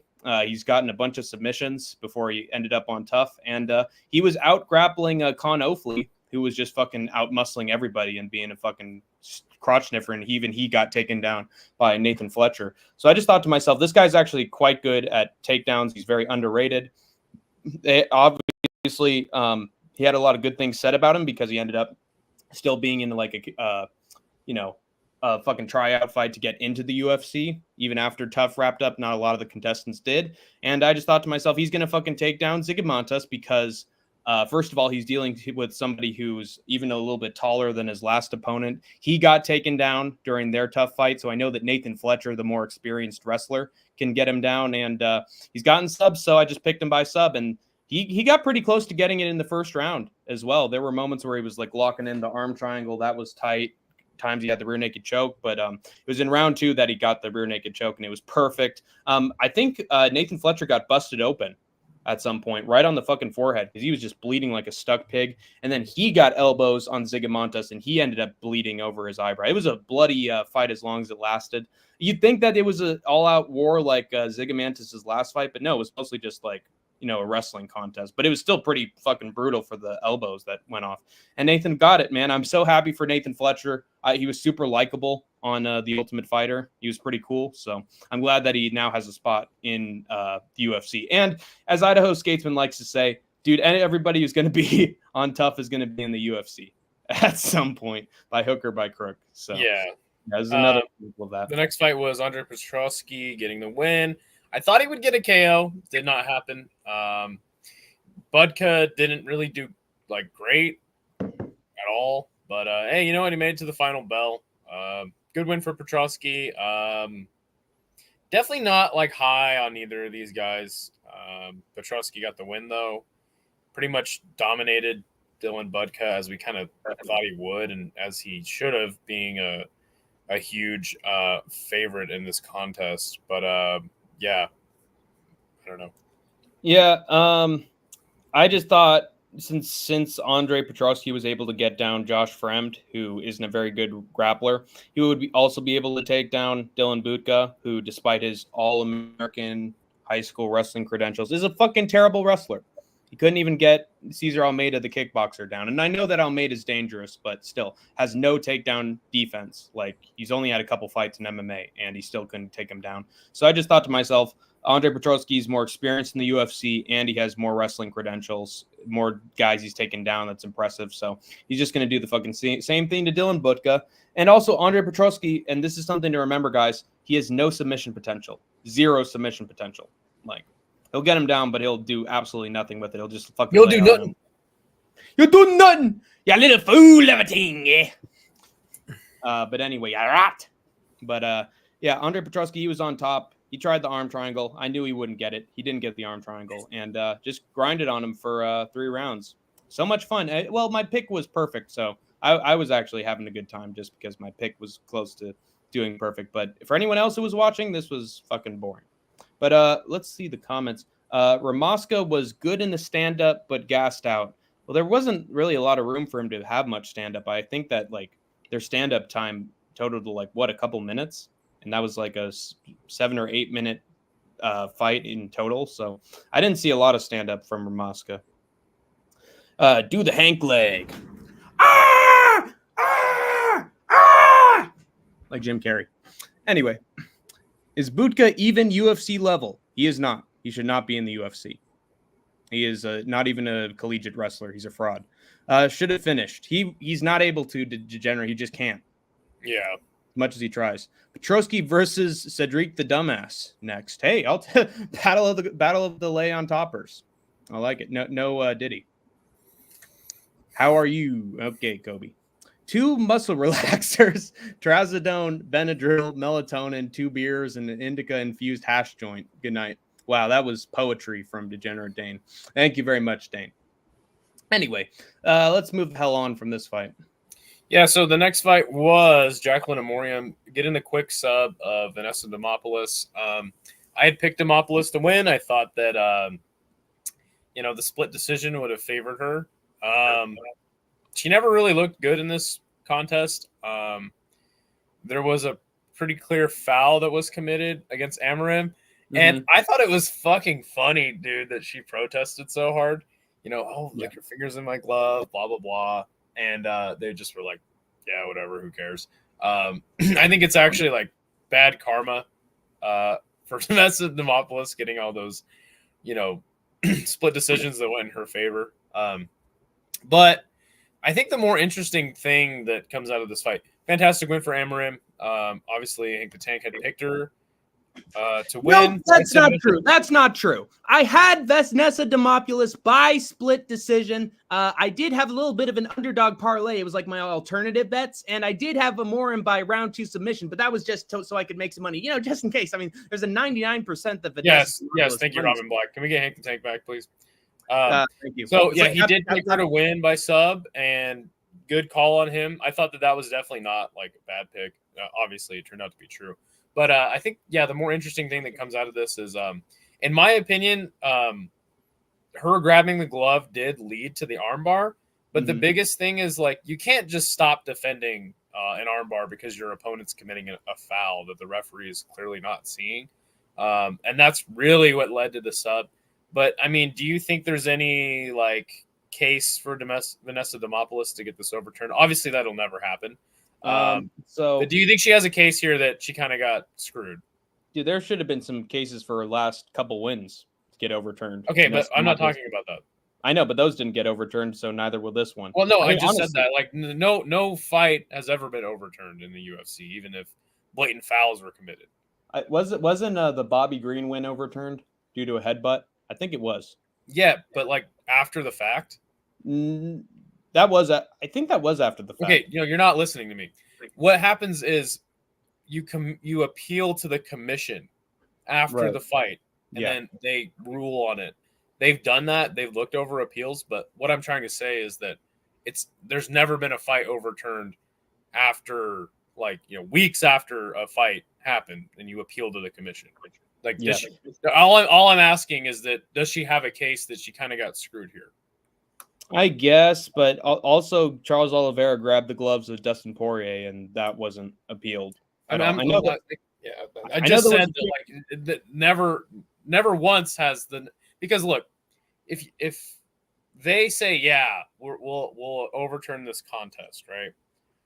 Then that's basically saying we're not doing our job right. So they don't even want to open the door to appeals ever being overturned. So that's the point I'm making. I'm literally telling you that. All I'm asking is, does Vanessa have like a case here that she kind of got rubbed the wrong way in this fight? I guess, but she's not going to appeal it. Again, like you said, it hasn't happened in the history. No, yeah, exactly. I think the bigger thing, like I said, is just the fact that she stopped defending. I mean, like literally, if they're able to have fucking Chris Weidman poke Bruno Silva in the eye 1,000,000 times and have that not be overturned and go to a fucking decision, then I don't think this would be a case, but it definitely wouldn't happen. Not even Bruno Silva can get that fucking overturned, so this isn't going to. I like drugs as Degenerate Dane. You think? Yes, her glove was grabbed, so yeah, there is a case, but it's not going to be sought out. She was still losing. That is true. Amarim was kicking her ass in round 1 and for all of round 1. Happened in Lion fight for Gaston Bolaños. Okay, well that's a Muay Thai promotion. I'm talking about like the UFC. Like if they admitted that they were at fault, like in the commission, that would not be a good look for them. Yeah, that's the case, but it ain't happening. Like Idaho Skatesman said as well. This is fucking revenge for all of Vanessa Demopoulos' fucking bullshit in her last couple fights. So how does it fucking feel, Vanessa Demopoulos? So fuck her. I'm glad she lost. This was karma that was long overdue. Good for Amarim, too. She was actually able to get a submission hold again. And that's what, she was known for. Oh, well, she can lock in the holds, but she can never get the squeeze right. And I think there was a moment where she had the rear naked choke and she couldn't get it again. But then she's like, oh, crap, it's not working. Armbar. She should just stick with the armbar as like her go-to submission and just be a fucking Ronda Rousey from Brazil. That's my opinion. All right. Well, next fight was Gabriel Santos defeating Yizza, the Rizza, the Jizza, the Yizza. The Wu-Tang. He kind of beat the absolute hell out of Yizza. And there was even a moment where he front kicked him in the face and knocked him down like Anderson Silva. Yes. So sick. So sick. Gabriel Santos, man, looking good. And this just proves the fact that, like I said, these road to UFC guys, man, when they come in the UFC, they do not do well most of the time. Yep. Unless your name is Ray Saruya. But then, yeah. My breakdown of this fight is that I think Gabriel Santos fought a fantastic fight for almost all of this. He was great with his combinations, really good at maintaining the distance. His leg kicks were more powerful than Yizza's, and he was able to take him down on multiple occasions. So he was even able to outmuscle Yizza, who's a wrestler himself. So, like, brilliant work overall from Gabriel Santos. Bless you. And I think a lot of MMA fans were right before this fight in saying that Gabriel Santos was doing great against David Onama before that knockout, that fucking uppercut. And then he took Lerone Murphy to a split decision. So it's not like he was bad going into this fight, and he fucking proved it. This was a dominant affair. Just pieced him up, got through the guard easy. So many great looping shots that worked out as well. So this is fucking brilliant overall from Gabriel Santos. And I'm glad he didn't get screwed. I think there was one or two moments where he was almost caught in a submission, though.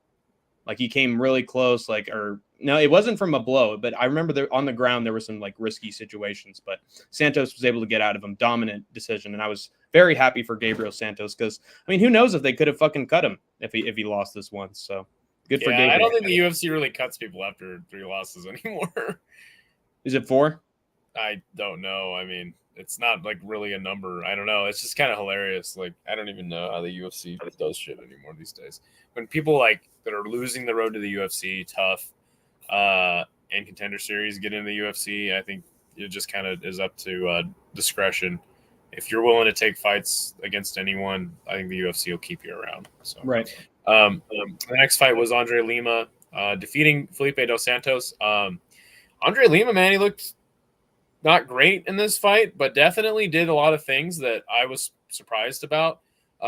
And that was mostly, the wrestling. I did not know this guy had wrestling chops. I thought he was mostly a striker. And that's what won him this fight, man, was mostly the blanketing that he was doing to Felipe Dos Santos. Good win for him, but definitely not like super high on him moving forward. I think he's a future fade. And now we know that Felipe Dos Santos cannot grapple. So you fight for 12 out of 12. 0-4 is okay. All right, there you go. Totally. It's in your contract. It's in your contract. Yeah, with this one, Andre Lima, I think Dos Santos, God, just this fight was sort of unmemorable, honestly. Like, a lot of things are like fading from my brain. I think I was actually trying to block it out because I hated this fight. It's funny that I actually remember this fight pretty well, but I can't remember all the things I watched live and won. Yeah, well, two sides of the different coin, bizarro world. Felipe Dos Santos, I think he had some decent combinations every once in a while. He had good elbows. I think there was a case for him to win one round.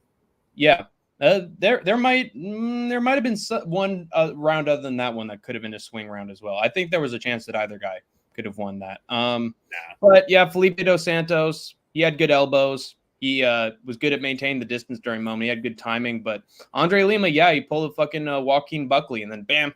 Shoot the takedown when I need to. He's sort of like Ian Gary a little bit, where he's just finding a way to win. Whether he did the leg kicks before, like Ian Gary did in his last fight, and now he does the fucking takedown to win this fight. God, I fucking hate him, dude. I really dislike Andre Lima. I'll be honest. Ever since the fucking weight miss in that rotten fight that he had against that fucking scrub in UFC 302. I don't like Andre Lima anymore. And good for him. He got some takedowns. Great. But I think there was just a moment afterwards where he's got that stupid hat and he just was I remember. He was on his back. And then it was the last 10 seconds of the fight. And he was like, yeah, I won. Woo! and he it wasn't a fighter for the last 10 seconds. He was sort of an asshole at the end. So I don't know. He just rubs me the wrong way. I don't like him anymore. But he did what he needed to do. Good for Andre Lima. Yeah. No, and I thought it was. I will say that I saw improvement in him, though. Like with the That's grappling. true. Yeah. Well, he's. I always like to just see young fighters improving. I'm not gonna shit all over him because I got the pick wrong, like Hank the Tank. But yeah. Moving forward, I think he's definitely a future fade. And I don't really see his prospects being very high. Felipe Dos Santos, on the other hand, go back to the gym, work on some wrestling, my friend. Well, that's the thing. I had Andre Lima as a lock in on UFC 302, and I still didn't fucking like him. So it's just a case of I just don't like you. Anyway, next fight. We move on to Isaac Dolgarian defeating Brennan Marotte. Marotte was brought in as a can for Isaac Dolgarian to get a comeback fight. And he did just that, man. He ran over this guy. Only thing that really happened for Marotte was when he was on his back, he threw these sneaky elbows at Isaac. And Isaac was kind of like, what the hell? Like, this guy's actually fighting back on the ground. Didn't really do much to deter him from his ultimate goal of getting that sub. I picked him by KO. I thought he would ground and pound him out. There was definitely a moment in the first round where he was kind of doing that, and Marotte was on his back kind of covering up. But, I should have picked submission, should have been a little smarter about it. But nonetheless, I mean, I guess good win for Dolgarian. Took him a little bit after having Brandon in like compromising positions to actually get the finish. So you kind of get marked down a few points for that, right? But I don't know. We didn't really learn anything about Isaac. He did take his time, I guess, a little bit, conserving some energy. But ultimately, Brandon Marotte's fate was decided the moment he decided to take this fight. It's a very interesting prop, Degenerate. Did you actually bet on that, my man? If so, I'm very sorry for your loss of money. But Isaac. Hold on. One thing I'll say is that yes, he did bet on that. He did put like 10, 20 bucks or like $10 on it. But my man cleaned up. We were staying at the Blackhawk. We're staying at Blackhawk, which is like the gambling spot for all the people in Denver. And there's all these casinos there. 20. Man, $20, yeah. He cleaned up at the casino. Like, so, wow. Yeah, he lost $20 on this bet and his parlay.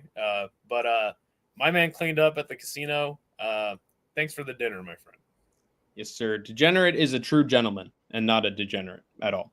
But I think with Isaac Dolgarian, a lot of people just expect him to immediately finish his opponents. But I think Isaac Dolgarian has a very like eccentric kind of style where he does a lot of from on top and like really like overhand. Yeah, put him at him, Popeye kind of shots on top that there aren't honestly that effective. Like he's not like going with the elbows just like immediate over and over like Ryan Loder where it's like, oh, he's got him down, he's done. He's like, he scrambles around.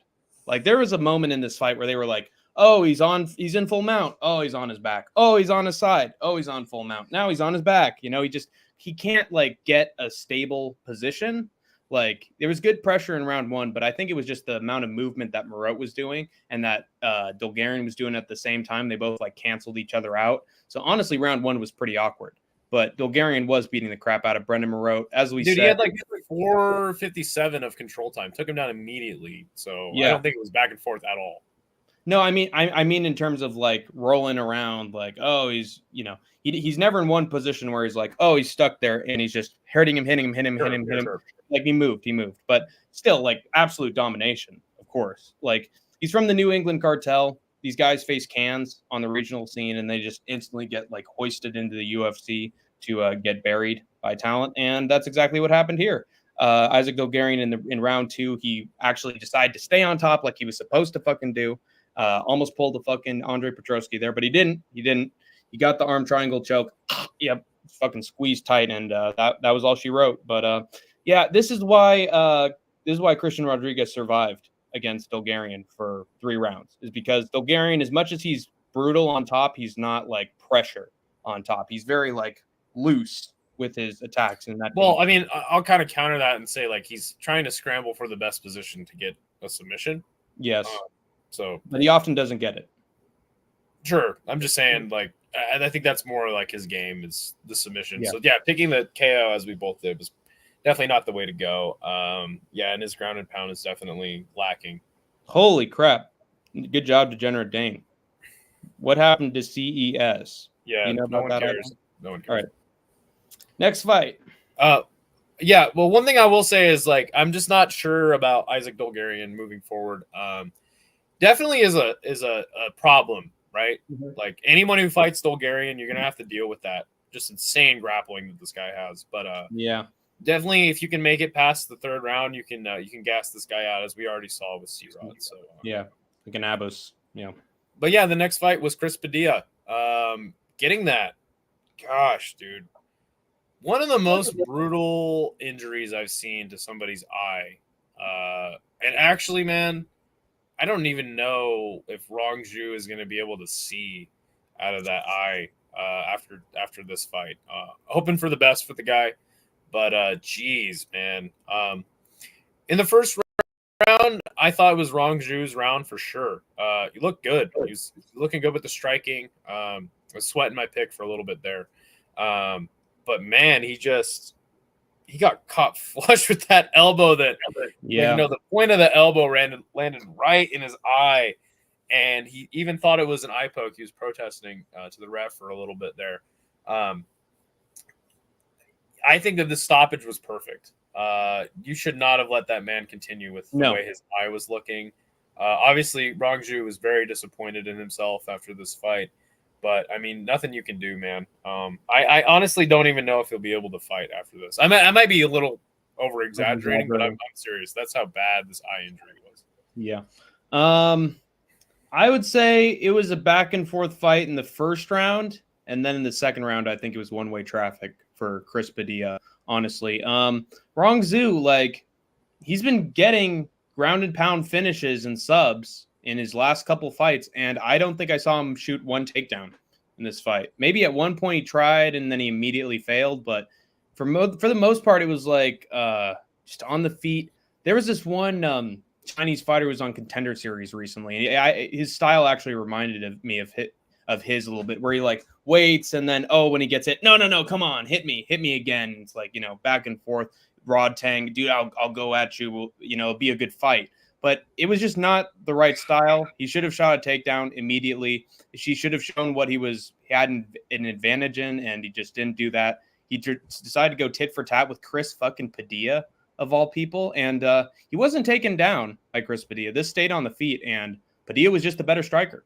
He was just a better striker than Rong Zhu. I will say that Rong Zhu just seemed to have negative fight IQ. There was a moment in round 2 where he was literally just standing there, did not throw a punch for like 2 minutes.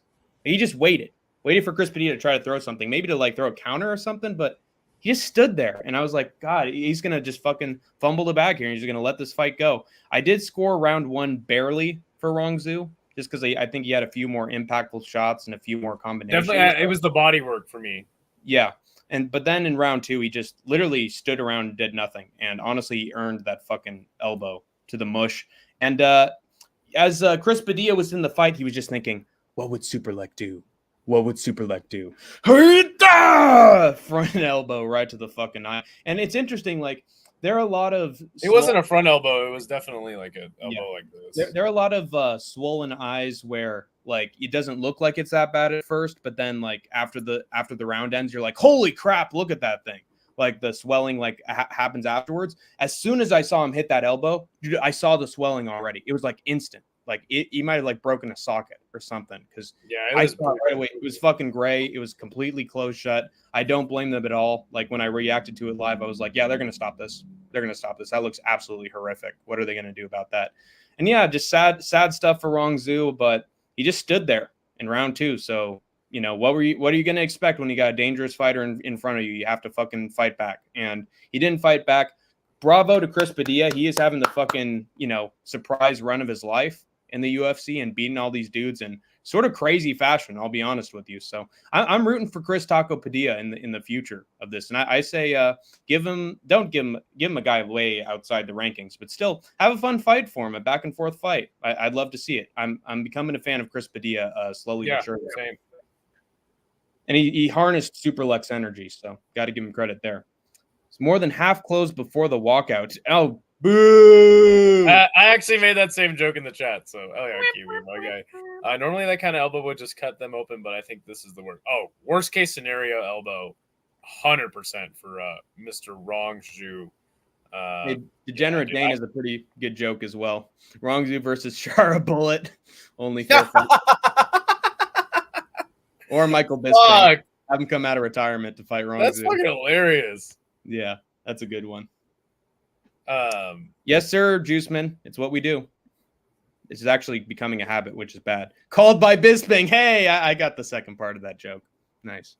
My boy Padilla got the he's his boy, apparently. Yeah, I remember you saying that. I remember you saying that in the preview show, Juiceman. Your boy got it done, man. Yes, sir. So the next fight was Trevor Peek shock for night. Getting defeated by the Red Fox, Yanel Ashmouz. Yeah, that's pretty much my thoughts exactly. You're on to it. Trevor Peek, 63 significant strikes to 63 total strikes to 85 of Yanel Ashmouz. And how many takedowns do you think that Yanel got in this fight?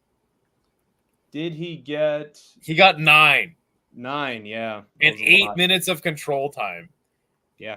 More takedowns than Sean Brady was able to get, that's for sure. Jeez, dude. I mean, Trevor Peek looked fucking amazing in the first round. He was throwing crazy strikes.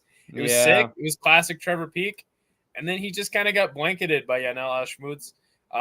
If I would have watched some tape, I would have probably been able to call this a little better. Yanel Ashmouz, man, looking good at lightweight.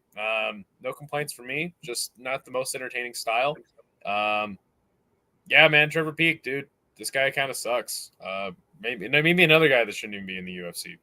Yeah, I'm on to you exactly. I agree with that point. Yeah, Trevor Peek, I just feel like his style is just horrible against wrestlers. He's kind of like KO or bust at this point. Yeah, like Chaos Williams. But he just throws, swings wildly, and it's just the perfect timing for a wrestler to take him down. His style just doesn't work for grapplers, against any grappler. He needs to go against somebody who has 0 takedowns because he might actually stand a chance of winning. Right. But unfortunately, that's not the lightweight division, though. Unfortunately. Yeah, unfortunately, 80% to 90% of the roster knows how to shoot a takedown. So, yeah, Trevor Peek's fucked. Man, I mean, he has sort of improved wrestling in some ways. He was able to stand up sometimes when Ashmouz got him down, and he's been able to grapple his opponents before as well. Didn't he get a takedown on Ashmouz at some point? I think he did. Or at least got him against. He attempted one. It did not. Yeah. Wasn't successful. Yeah, but Trevor Peek, dude, he just swings wildly. It's what we love about him, but it's also what makes him lose his fights. I would say he definitely outpointed Ashmouz in the first round.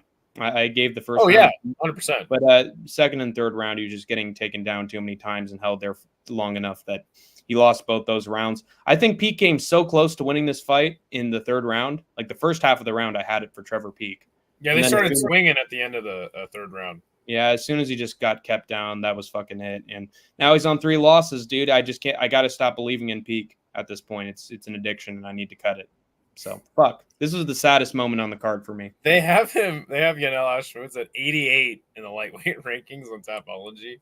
Jeez, just retire, Peek. Go to bare knuckle. Oh yeah, that would be sick. Yep, he needs to love do that. that. That's the move. What about Yanel Ashmouz though? Like, what do you want to see next for this guy? I'm assuming you totally hate this man. I guess put him against Matt Frivola. Battle of the Gingers with power. That's way too high up in the rankings. What about Chris Padilla? Hey, maybe actually, I think Chris Padilla needs a bigger spot. Maybe a fucking Bachelorette brother. Who knows? Looking at the rankings here. Mahashate, that sounds like a good fight for him. Well, no, actually, so just out wrestle him. Let's see. How about a Trey Ogden? There we go. We got it. Yay. I'd enjoy that fight. You get fucking whooped on the ground. Trey Ogden would kill him. Yeah, let's put him up against a guy who can grapple and maybe not a guy who just stands there and swings wildly. The next fight was Cody Durden versus Matt Schnell. Fucking fantastic fight. Schnell had his moments, but ultimately, exactly what we thought would happen happened. Not exactly. I picked Cody Durden by late. Exactly. He ended up getting the submission in the second round. Matt Schnell dropping the gloves after this fight. I think this is a smart move, right? Getting finished, getting hurt in fights that you win. Cody Durden had a good win on short notice. Good for him.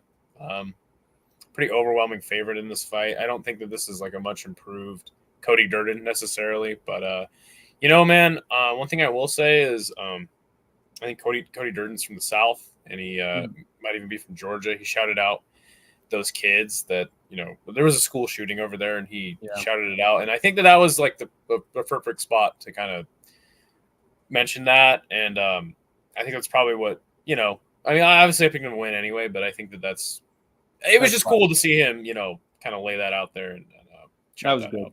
Yeah.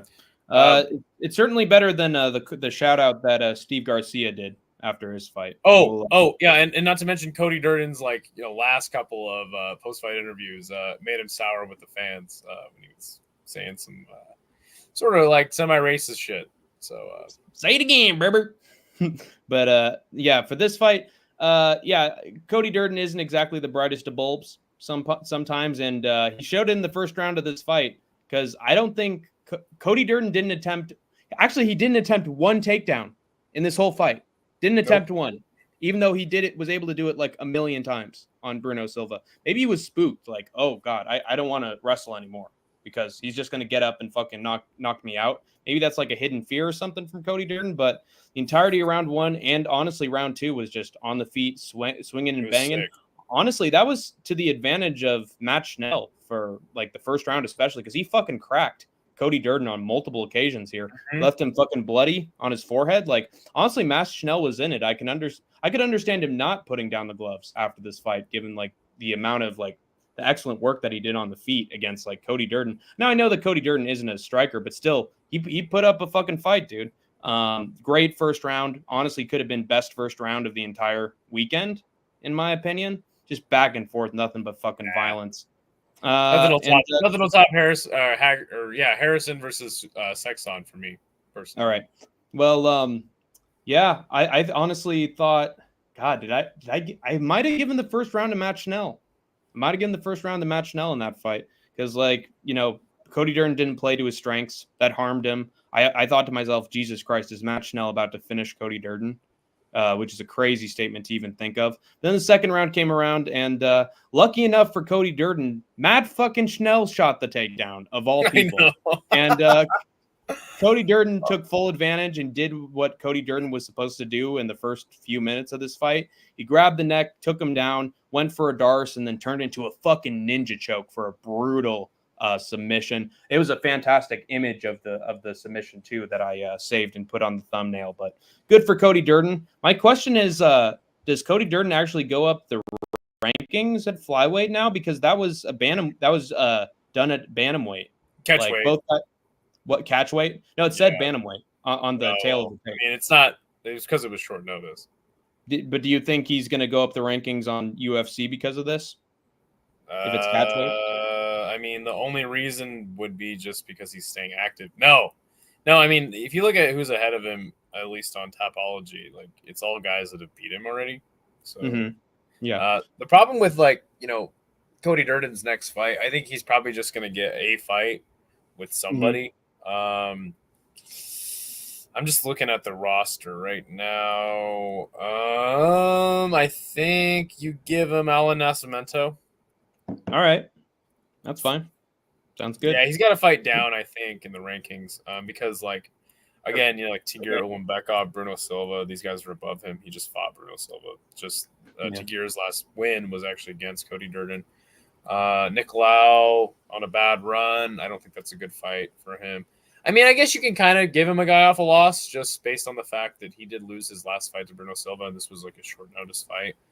So, I mean, you got Alex Perez if they want to bump him up. I honestly don't know. I don't really care too much. Cody Durden next. But he's gonna put on that's one thing about Cody Durden, man. This guy always comes to fight. Win, loss, draw. And he's American. Hell yeah. But the next fight. Oh, go ahead. Sorry. This is one of my happier moments on the card just because I felt bad for Durden after Bruno Silva knocked him out after he did so dominantly in that fight. So I'm glad he still showed his true potential and his talent, and he got a win bonus on top of that. So that was nice, man. I'm glad he got the sub. But it was clear who was going to win. So our next fight was Steve Garcia defeating Kyle Nelson via KO round 1. By the way, peace out, chummy. See you later, Tommy. But all my homies had Steve Garcia first round KO. I was nervous there for a little bit though because Kyle Nelson took him down. He had 2 minutes of control time. And I don't even know if he took. It says that there was no takedowns attempted, but definitely the fight did go to the ground. And I was getting a little nervous there. I was like, "Shit, this fucking Kyle Nelson, man. I don't know how to pick his fights. He always gets the win when I pick against him." And lo and behold, Steve Garcia gets it done again. This fucking guy, I'm impressed, dude. After this one, I'm like, all right, Steve Garcia is the shit. I like this guy. Ground and pounds him to get the finish. Good shit, man. I'm stoked with Steve Garcia. All my homies didn't have him KO one because Hank the Tank went the Idaho Skatesman route and picked him in round 2.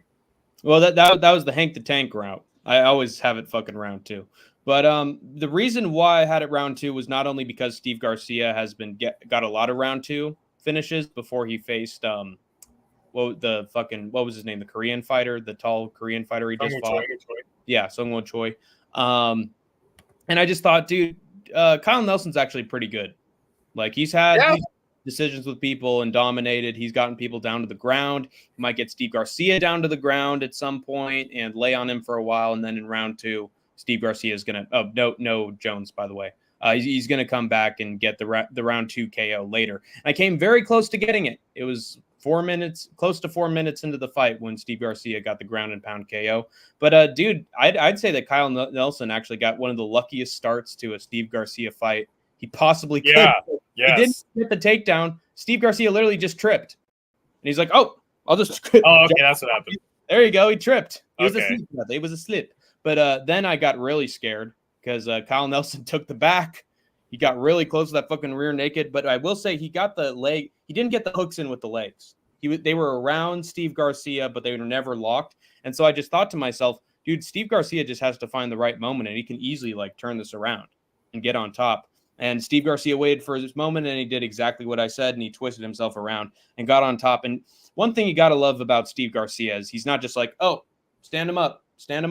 I just need to have it on the feet when you're way against the fence. He'll try to beat you everywhere. He'll try to dominate and destroy you everywhere. And I was not very high on Steve Garcia, like going into this. I thought that obviously he's getting finishes, right? So you got to love his style, but I wasn't sure about his prospects moving forward. This fight in particular, man, I'm like, dude, this guy's the shit. Yeah. Could you imagine a fight between Gene Silva and Steve Garcia at featherweight? That'd be sick. I think that Gian Silva is kind of I'm a little higher on him at featherweight. I think he kills fools. Yeah. As far as his next fight, is there a name you have in mind? I have the rankings in front of me. You want me to start reading them off for you? Well, just a little bit more go ahead. description. Yeah. I was really impressed with his ground and pound because I don't think he'd really showed it in his last couple of fights. A lot of them were against the cage with an uppercut. But this time he showed he had fucking good offense from just grabbing the guy from up on top and just raining down shots. The elbows were fucking brutal. And then there was the one to the back of the head, as our chat mentioned. It was a huge fucking hematoma, dude. It was bad. But they stopped the fight. Good for Steve Garcia. The man's the mean machine for a reason. And then afterwards he was like, got to shout out Lord and Savior Jesus Christ and Donald Trump 2024. Donald Trump 2024. Nice. Not my president.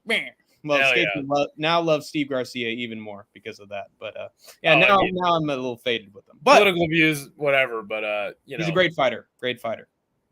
So who we got? Yeah, next? I mean, I get it if you're not in the Trump cult, you don't like that. But I just don't like political stuff. If he said like Harris Walls 2024, I'd be like, don't even fucking mention it, dude. Stop mentioning politics in your post-fight speech. Should have did a call out after the fight, but exactly. On Tapology, they have him at 23. Guys above him are Nate the Train, Yusuf Zalal, Nathaniel Wood, Caceres on 2 losses. Sean Woodson That sounds like the fight, man. Yeah, that'd be a crazy fight. Well, let's see. Sean Woodson does have a draw. Yusuf Zalal. I think Yusuf Zalal would be a good fight as well because he's a really good grappler, you know? Yeah. I mean, I think that any of those guys, Nate the Train, Yeah. Yusuf Zalal, Nathaniel Wood, maybe not Wood. I think that Wood is getting decisions and Nate the Train's looking good. I personally would like to see the Sean Woodson fight because I'm not a big fan of Sean Woodson's style, and I think that either you see Steve Garcia get the knockout, or you'll see Sean Woodson just kind of outclass him, on the way to a decision win. I still think that was a bad decision against Alex Caceres, in my opinion. I don't think Woodson won that fight. In my he did. So okay. Next fight was Natalia Silva defeating Jessica Andrade. This fight went largely how I thought it would, but Jessica Andrade, man, she was in this fight, dude, for at least the first round and second. I mean, she was getting in there and landing shots on Natalia. What's up? Yeah, but as the fight progressed, and in terms of total strikes, in my view, Natalia Silva fucking kicked her ass. Maybe towards the end of the round was like I never saw Andrade not moving forward and I mean in the third round definitely, but right. Dude, I was stoked with Andrade. She was getting in good shots, man. She was landing flush on Natalia Silva, and this really showed me that Natalia Silva could be a serious contender for the belt in the future at this weight class, man. Because when Andrade cracked her good with some, usually like knocks down girls at least with those shots. I think towards the end of the first round is when she first hit her with a big shot. Sorry. But and not only that, cracked her with good shots throughout the fight. Besides probably the third round, like to your point. Man, when she was getting walked down by Andrade and getting cracked, she did a fantastic move and had that side kick, and it pushed Andrade down. Yeah. So sick. This fight really showed me. I was high on Natalia Silva's kickboxing pedigree before this fight. This fight really showed me that Natalia Silva, man, she can take a shot. That's definitely one thing I learned. And the cardio is fantastic. Maybe not the finishing ability, maybe is not there, but dude, fucking Natalia Silva, man, this girl is a problem in this weight class. I agree. What about you? What do you think about this fight? Yeah, I think I had a few people break this fight down and say that Natalia Silva's really good at managing the distance and maintaining the distance, and that's how she wins her fights. And so therefore, like, Andrade was a perfect matchup in that regard because she loves to come forward, but like she goes in and out. And as long as Natalia Silva can like keep hitting her to the body and to the legs and throw a few head kicks and keep her at bay at range, like even there were so many moments where Natalia Silva was against the cage and she was still able to hit Andrade with a great counter shot or a great head kick out of nowhere that just barely got through the guard, So I think Natalia Silva was fantastic all around, great body kicks, just everywhere. She did fantastic, but she did have a habit of leaving herself open against the cage. Good pressure game from Jessica Andrade. And when she had her against the cage, she was hitting her with some big shots, but she took them like a champ, dude. I didn't see a moment where she was like wobbled by a big guy. She was not shaken and not stirred. But she was hit a few times. She was cracked. Andrade still has that pressure game, still has that power. I'm honestly shocked that Silva didn't get the KO or didn't take her down at some point because even Yan Xiaonan and what's her name, Erin Blanchfield were able to just fucking kick her ass and on moments on the feet. So I'm surprised that Jessica Andrade, she looked way better. I mean, we got to remember that she won against Marina Rodriguez in a pretty good performance overall. And so she kept up that momentum, man. This was, I wouldn't say this was a close fight because I had it 30-27 on the scorecard. Yeah. I'm glad that you mentioned that. Moments where Andrade had her moments. So, she still looks decent. Like she's still a contender. But Natalia Silva, she is a contender. Like she's close to number one contender, in my opinion. Well, obviously that's Manon Fiorot. Been waiting a long time for a title shot. So but I would love to see that fight in the future. It would be good. Manon Fiorot, that'd be sick.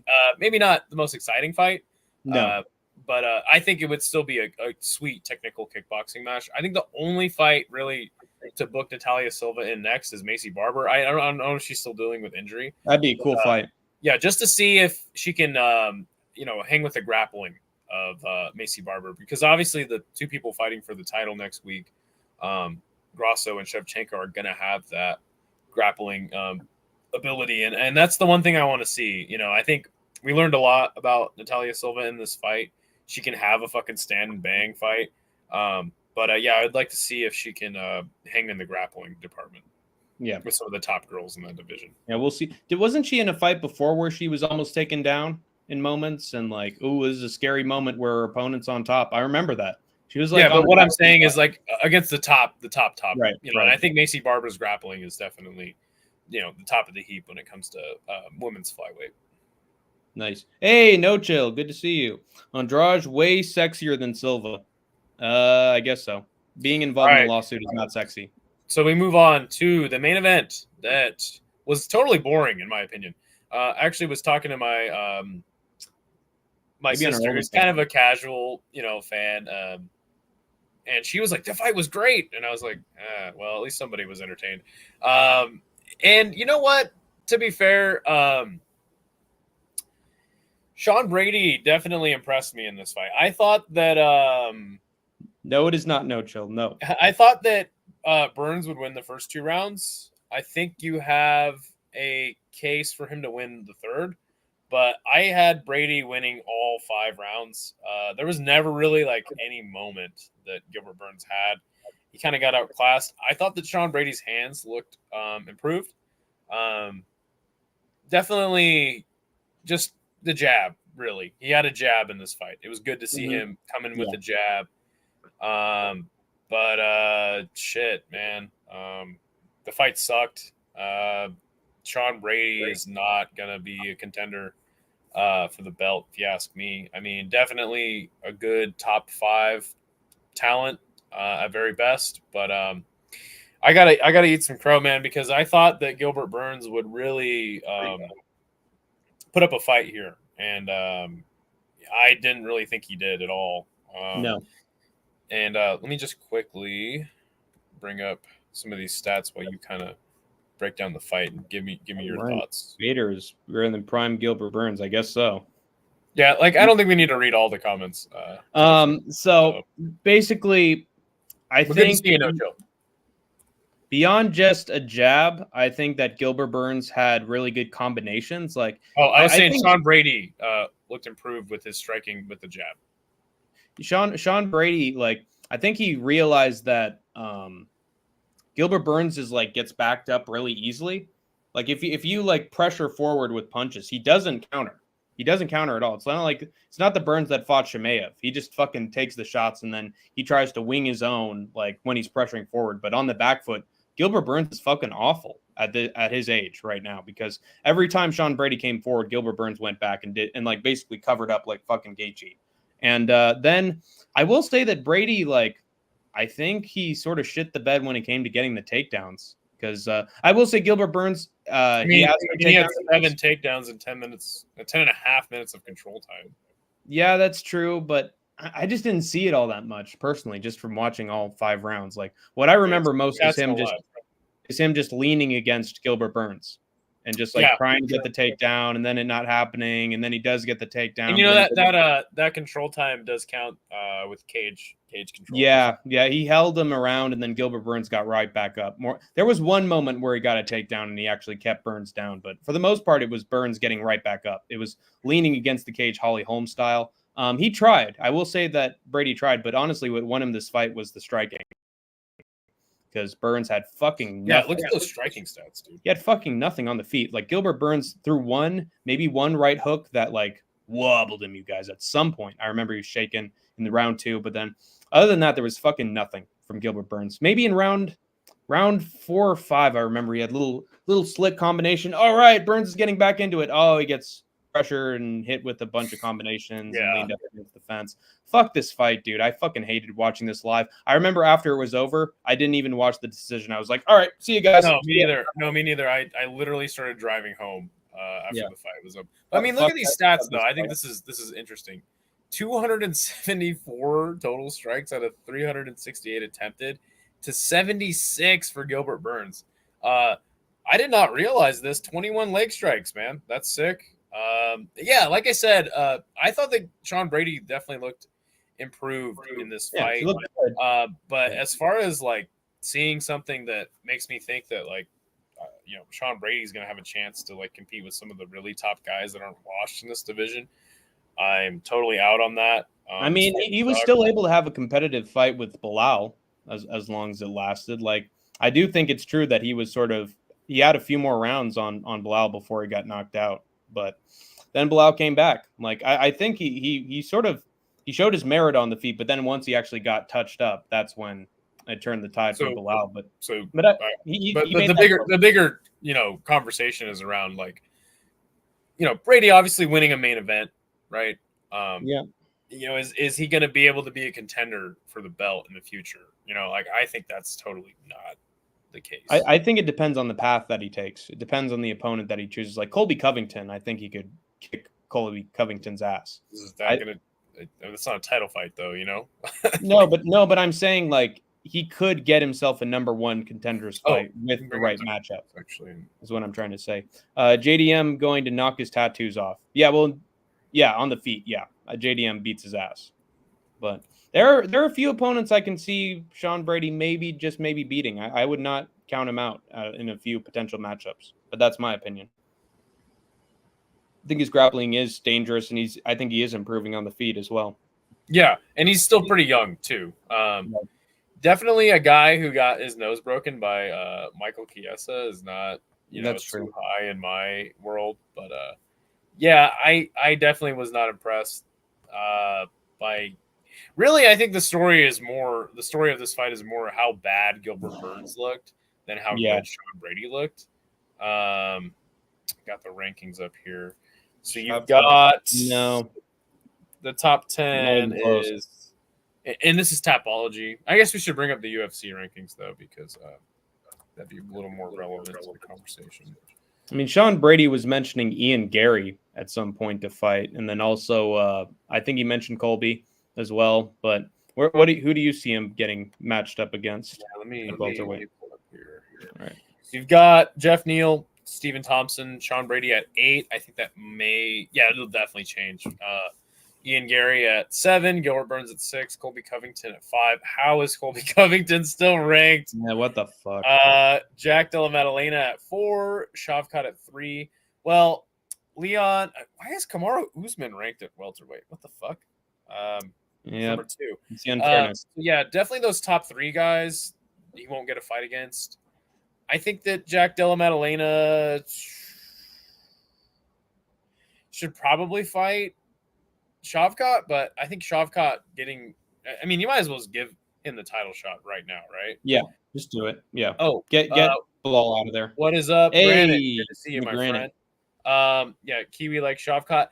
I think I don't mind that fight, but so boring. I think Shavkat should get the title shot. Personally. Yeah, I think so too. If they don't run it back, and as long as fucking there's definitely rumors about Kamaru getting a title shot. As long as Bilal doesn't start fake beef with Usman to get an easier title fight. I mean, I understand it. Me personally, just kind of making the biggest fight you can. He's going to headline a pay-per-view, so he's going to get pay-per-view points defending a belt. Right. But he said he would be a working champion, that he defended against anybody. And then immediately he's just like, I'm going to maneuver my way into a profitable fight. Yeah, I don't blame him for that. I don't blame him for that at all. Dude, Sean Brady, man. I guess you do Gary. That'd be fun. That's fine. That'd just be funny. I want him to kill Gary, destroy him. Destroy him. I actually would pick Gary to win that fight personally. Well, you know who Ian Gary loses to every single time? His wife, Layla, when he's locked outside the house and he has to hold flowers and do a little goofy dance to get let in. His nutritionist owns him. So well, now we're starting to talk about Ian Gary, so I think it's about time to call it a day. Do you have any closing thoughts on this event? What would you give this event ranking wise? Give it a score. Burns versus Brady? Yeah. I'd give it a 6.5. and I'm being nice. I'm right there there were with moments you. that I just fucking hated on this thing, and other ones that were all right. Yeah, but nothing spectacular. Yeah, it definitely sucked to have this in the Apex. I actually think, I mean, did you think Bellator was a better card? I was definitely hearing people like saying it would be. Yeah, I mean, for Lady Samurai's fight, that was a fucking banger for as long as it lasted. Lorenz Larkin getting the knockout was fucking hype as hell. Both Burns and Brady and Bellator had fucking rotten 5-round main events, so call a spade, those were both awful.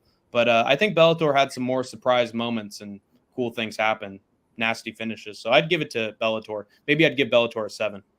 Yeah, I think one championship definitely wins the weekend for sure. Yeah, they get 8.5. Like I said, high level fights. But yeah, Denver was sick. So worth going to the show.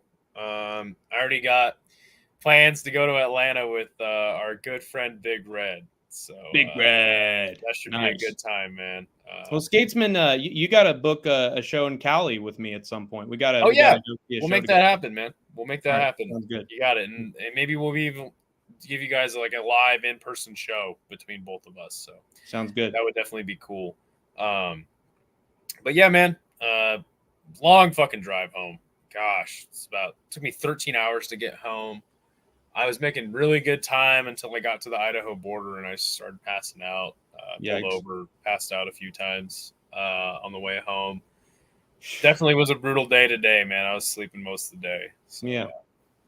Doesn't help that we're having a long ass stream now. The Idaho Skatesman needs to get to bed, man. No, it's no biggie. I was sleeping all day. But yeah, man, gave you guys 2 hours. Hank, tell us what you got planned for this week. I have my Contender Series picks for Tuesday. I'm going to be uploading that as a video on Monday. Was pretty happy with the first one, so I'm going to fine-tune my work for the second one. Some really good fights on the Contender Series this week, so look out for those. Look out for Hank's picks, because we're going to get another fantastic day of Contender Series to the detriment of every other regional MMA promotion in the world. No doubt. Fuck everybody else, I guess.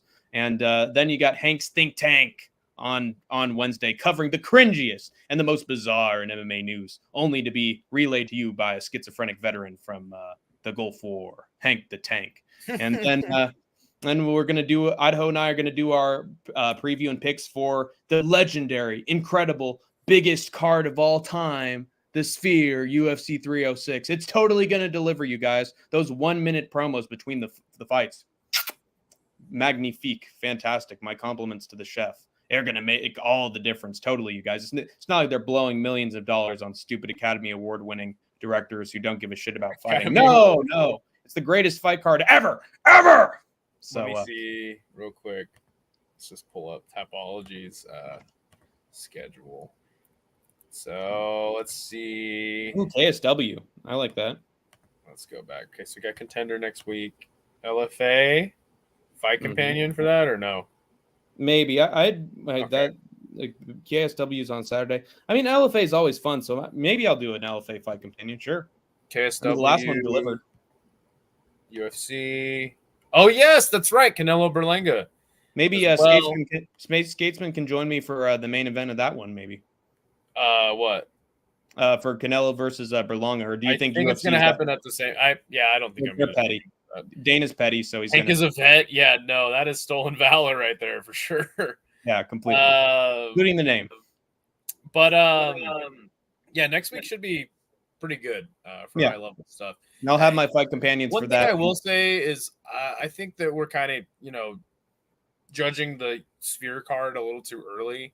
It has the potential to be a good card. I'll say that. Well, when O'Day Osborne's around, it's always a party. No, I mean, as far as like name value, it's definitely not like the highest level, pay-per-view of the year. But hey, you know what, man? The card could still be good. It could. I'll give it a chance, but it's got a lot of bad karma for me. I don't particularly like it. Sure. But yeah, I'm interested to see when Pro Box is happening next, because I would be interested. Oh shit. In doing a fight companion for that. There's the boxing hate from Juiceman. That's our cutest skedaddle skatesman. He's gonna have a rampage in the chat. Did he go off on us? Duck Nello wins. Very big, typical boxing. Yeah, I'm right there with you, my friend. I'm just interested to see when the next Pro Box is because I think I'd like to cover that. I don't know if they have another one booked. Anyway, we'll see. You might get a surprise Wednesday stream from me doing Pro Box. Regardless, it'll be an eventful pick. Also, you got to pick it up, Skatesman. You got to have your own stream so that it's I mean, look, dude, I have a job. I have a life. I like to go skateboard. So I can't be streaming all the time. So yeah, if I can, I can. If not, all right, it is what it is. All right, there you have it. Maybe. So, anyway, man. Any closing thoughts on the weekend? Should we do the Robin Black outro? Oh, yes, we can, Skatesman. Yes, we can. You have escaped the war zone. For now. You talk about the crucifixion of Jesus Christ. That was just like Vanessa Demopoulos against Jacqueline Amorim. When she got her armbar like that, I mean, didn't that look like she was on the cross, you guys? We died for Jacqueline Amorim's sins. We died for the UFC sins.